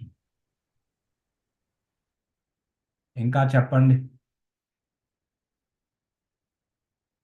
అది ఇంకా ఏంటి, ఈరోజు చాలా లేట్ అయింది, ఎవరికైనా ఇబ్బంది అయిందా? లేదులేండి, ఇలాంటి వింటుంటే ఆనందంగా ఉంటుంది. ఓకే. కానీ మీరు చివరిలో చెప్పిన వాక్యానికి మన సనాతన ధర్మంలో కొంచెం మరి వైరుధ్యం కనిపిస్తోంది. ఎందుకంటే మనం పరమాత్మలో లీనం అవడానికి దాన్ని సారూప్యం, సామీప్యం, సాలోక్యం, సాయుధ్యం అంటారు కదా. 4 సాయుధ్యం అన్నది లీనమై. మరి అందులో అందరికీ కావాల్సింది అదే కదా, ఎందుకు వద్దనుకున్నారు? అయితే ఈ 5 మోక్షాలు ఉన్నాయి కదా. సో ఈ 5 లీనం అంటే ఈ బ్రహ్మజ్యోతిలో లీనం అయిపోయి మళ్ళీ అక్కడ నుండి భక్తులని కలిసినప్పుడు అక్కడ నుండి భక్తి గురించి తెలుసుకొని ముందుకెళ్తారు. సో బేసికలీ అదేంటంటే అది భక్తులు అది కోరుకోరు, మిగతా అన్ని కోరుకోవచ్చు. ఆహా. ఆ, ఆ, ఇక మిగతా బేసికలీ ఏంటంటే ఫస్ట్ వచ్చేసి సాలోక్య, అంటే భగవంతుడు ఉన్న లోకానికి వెళ్ళడం. తర్వాత సారూప్య, ఓకే. సో భగవంతుడికి ఎలా రూపం ఉంటుందో అలాంటి రూపము వస్తుంది, పోలికలు కలిగి ఉండడం. పోలికలు. ఓకే, అందుకోసం భగవంతుడు చాలా అందంగా ఉంటాడు, మనం కూడా అందంగా కావాలనుకుంటాం, అందంగా ఉండాలనుకుంటాం. అయ్యా అంటే మనం భగవంతుడి లోకానికి వెళ్ళాలి, అలా రూపం వచ్చేస్తుంది. మూడవది సారిష్టి, ఆయన ఐశ్వర్యాలు వస్తాయి. నాలుగవది సామీప్య, ఆయన దగ్గరే ఉండడం. ఓకే, అండ్ ఇది సాయుజ్య ఒకటి భక్తులు కోరుకోరు. ఓ, ఓకే, సో ఇది నాకు తెలియదు. బేసికలీ ఇది ఉదాహరణ చెప్పాను కదా, పిల్లలు మనలో ఏమైపోతారంటే. అదే అదే. సో అందుకోసం మనం ఇంకో సేవలో ఉండే ఆనందము వేరే పొందాలి. దేంట్లో ఉండదు. అది. ఇప్పుడు ఎవరైనా కానీ అన్నదానం చేయాలనుకుంటారు, అవన్నీ చేయాలనుకుంటారు, ఎంతో ఆనందం వస్తుంది సేవ చేసినప్పుడు. అవును. అంతేగాని నేను లీనమైపోతానంటే, అంటే ఇప్పుడు ఆత్మలు ఫస్ట్ ఏంటంటే ఇంటర్మీడియట్ స్టేట్ ఉంటాయి, అంటే ఇన్యాక్టివ్ స్టేట్ ఆత్మ. ఆ, ఇప్పుడు యాక్టివ్గా ఉంది, చనిపోయిన తర్వాత కొద్ది కాలానికి ఇన్యాక్టివ్గా ఉంటుంది. ఆ. ఓకే, సో ఇన్యాక్టివ్ స్టేట్ మంచిదా, యాక్టివ్ స్టేట్ మంచిదా? అంటే చురుకుగా ఉండడము, ఆత్మ అవును. తాము కూర్చొని ఉంది, దానికన్నా యాక్టివ్ ఉన్నప్పుడే అవునండి. ఎంతో ఆనందిస్తుంది కదా. అలా అయితే పునర్జన్మలో కూడా యాక్టివ్ అయిపోతారు, యాక్టివ్ అయిపోతారు, అంటే మధ్య కాలంలో కొంత కాలానికి. ఇన్యాక్టివ్ గా ఉంటారు. ఆ, అదే అంటున్నాను. అలా అయితే జన్మ తీసుకోవడం మంచిది అంటారా? మరో జన్మ. మరో జన్మ జన్మ వద్దు. అంటే మరో జన్మ భగవద్ధామంలో తీసుకోవడం, ఆ, ఇక్కడ కాదు. అక్కడికి వెళ్ళి యాక్టివ్ అయిపోవడం. అదే. అంటే రాను రాను మన యొక్క లెవెల్ పెంచుకోవాలని, అంతే. ఈ లోకం నుంచి మరో లోకం, అంతకన్నా ఉన్నతమైన లోకానికి వెళ్ళాలి ఆ, అని. భక్తి ద్వారా డైరెక్ట్ అన్నమాట. ఉమ్, సంతోషం ప్రభుజీ. హరే హరే కృష్ణ. కృష్ణ. హరే కృష్ణ. మళ్ళీ ఉందామా ఇక్కడికి? చాలా లేట్ అయిపోయింది. ఓకే, హరే కృష్ణ హరే కృష్ణ కృష్ణ కృష్ణ హరే హరే, హరే రామ రామ రామ హరే హరే. ఒక్క నిమిషము. మ్మ్. అక్షరం అంటే నాశనం లేనిది అనే కదా అర్థం ప్రభుజీ. ఇంకో అదే, ఒక్కొక్క దానికి ఎన్నో అర్థాలు ఉంటాయి. ఎస్, భగవంతుడు కూడా. ఓకే, భగవంతుడికి నాశనం అన్నది ఏమి ఉండదు, అందుకోసం ఆయనకి ఇంకో పేరు అక్షర. ఇప్పుడు యజ్ఞ అన్నది ఆయనది ఒక పేరు, అలానే ఆయనని అక్షర కూడా అంటారు. సో ఒక పదానికి ఎన్నో నానార్థాలు ఉంటాయి. అలానే నేను చెప్పాను కదా, ఇప్పుడు ఆత్మ అంటే ఆత్మ శరీరాన్ని కూడా ఒక్కసారి ఆత్మ అంటారు, ఒకసారి మనసుని, ఒకసారి బుద్ధిని. సందర్భాన్ని బట్టి దాని అర్థము వస్తుందన్నమాట. ఇప్పుడు నేను ఎన్నోసార్లు చెప్పాను, కర్మ అంటారు. కర్మ అంటే పనులు, కర్మ అంటే నా పూర్వం చేసుకున్న తప్పు పనులకి నేను ఆ కర్మని, రియాక్షన్స్. ఓకే, సో ఆ అర్థం ఎన్నో ఉన్నాయన్నమాట. సో ఏ కాంటెక్స్ట్లో, ఏ కాంటెక్స్ట్లో యూజ్ చేస్తున్నాం, ఏ సందర్భంలో యూజ్ చేస్తున్నాము, ఉపయోగిస్తున్నాము ఆ పదాన్ని అన్నది ఇంపార్టెంట్. హరే కృష్ణ. జగదీష్ పల్లి ప్రభు చాలా మంచి మంచి ప్రశ్నలు అడుగుతున్నారు, థ్యాంక్ యూ. సారీ, కొద్దిగా నేను ఒక్కోసారి కొద్దిగా అంటే కొద్దిగా రజోగుణంతో ఉండొచ్చు, క్షమించండి. ఓకే, సో ఇది అర్థం మెయిన్. థ్యాంక్ యూ ప్రభుజీ మీ ప్రశ్నలకి. సో ఇంకా ముగిద్దాము. శ్రీల ప్రభుపాదకి జయ.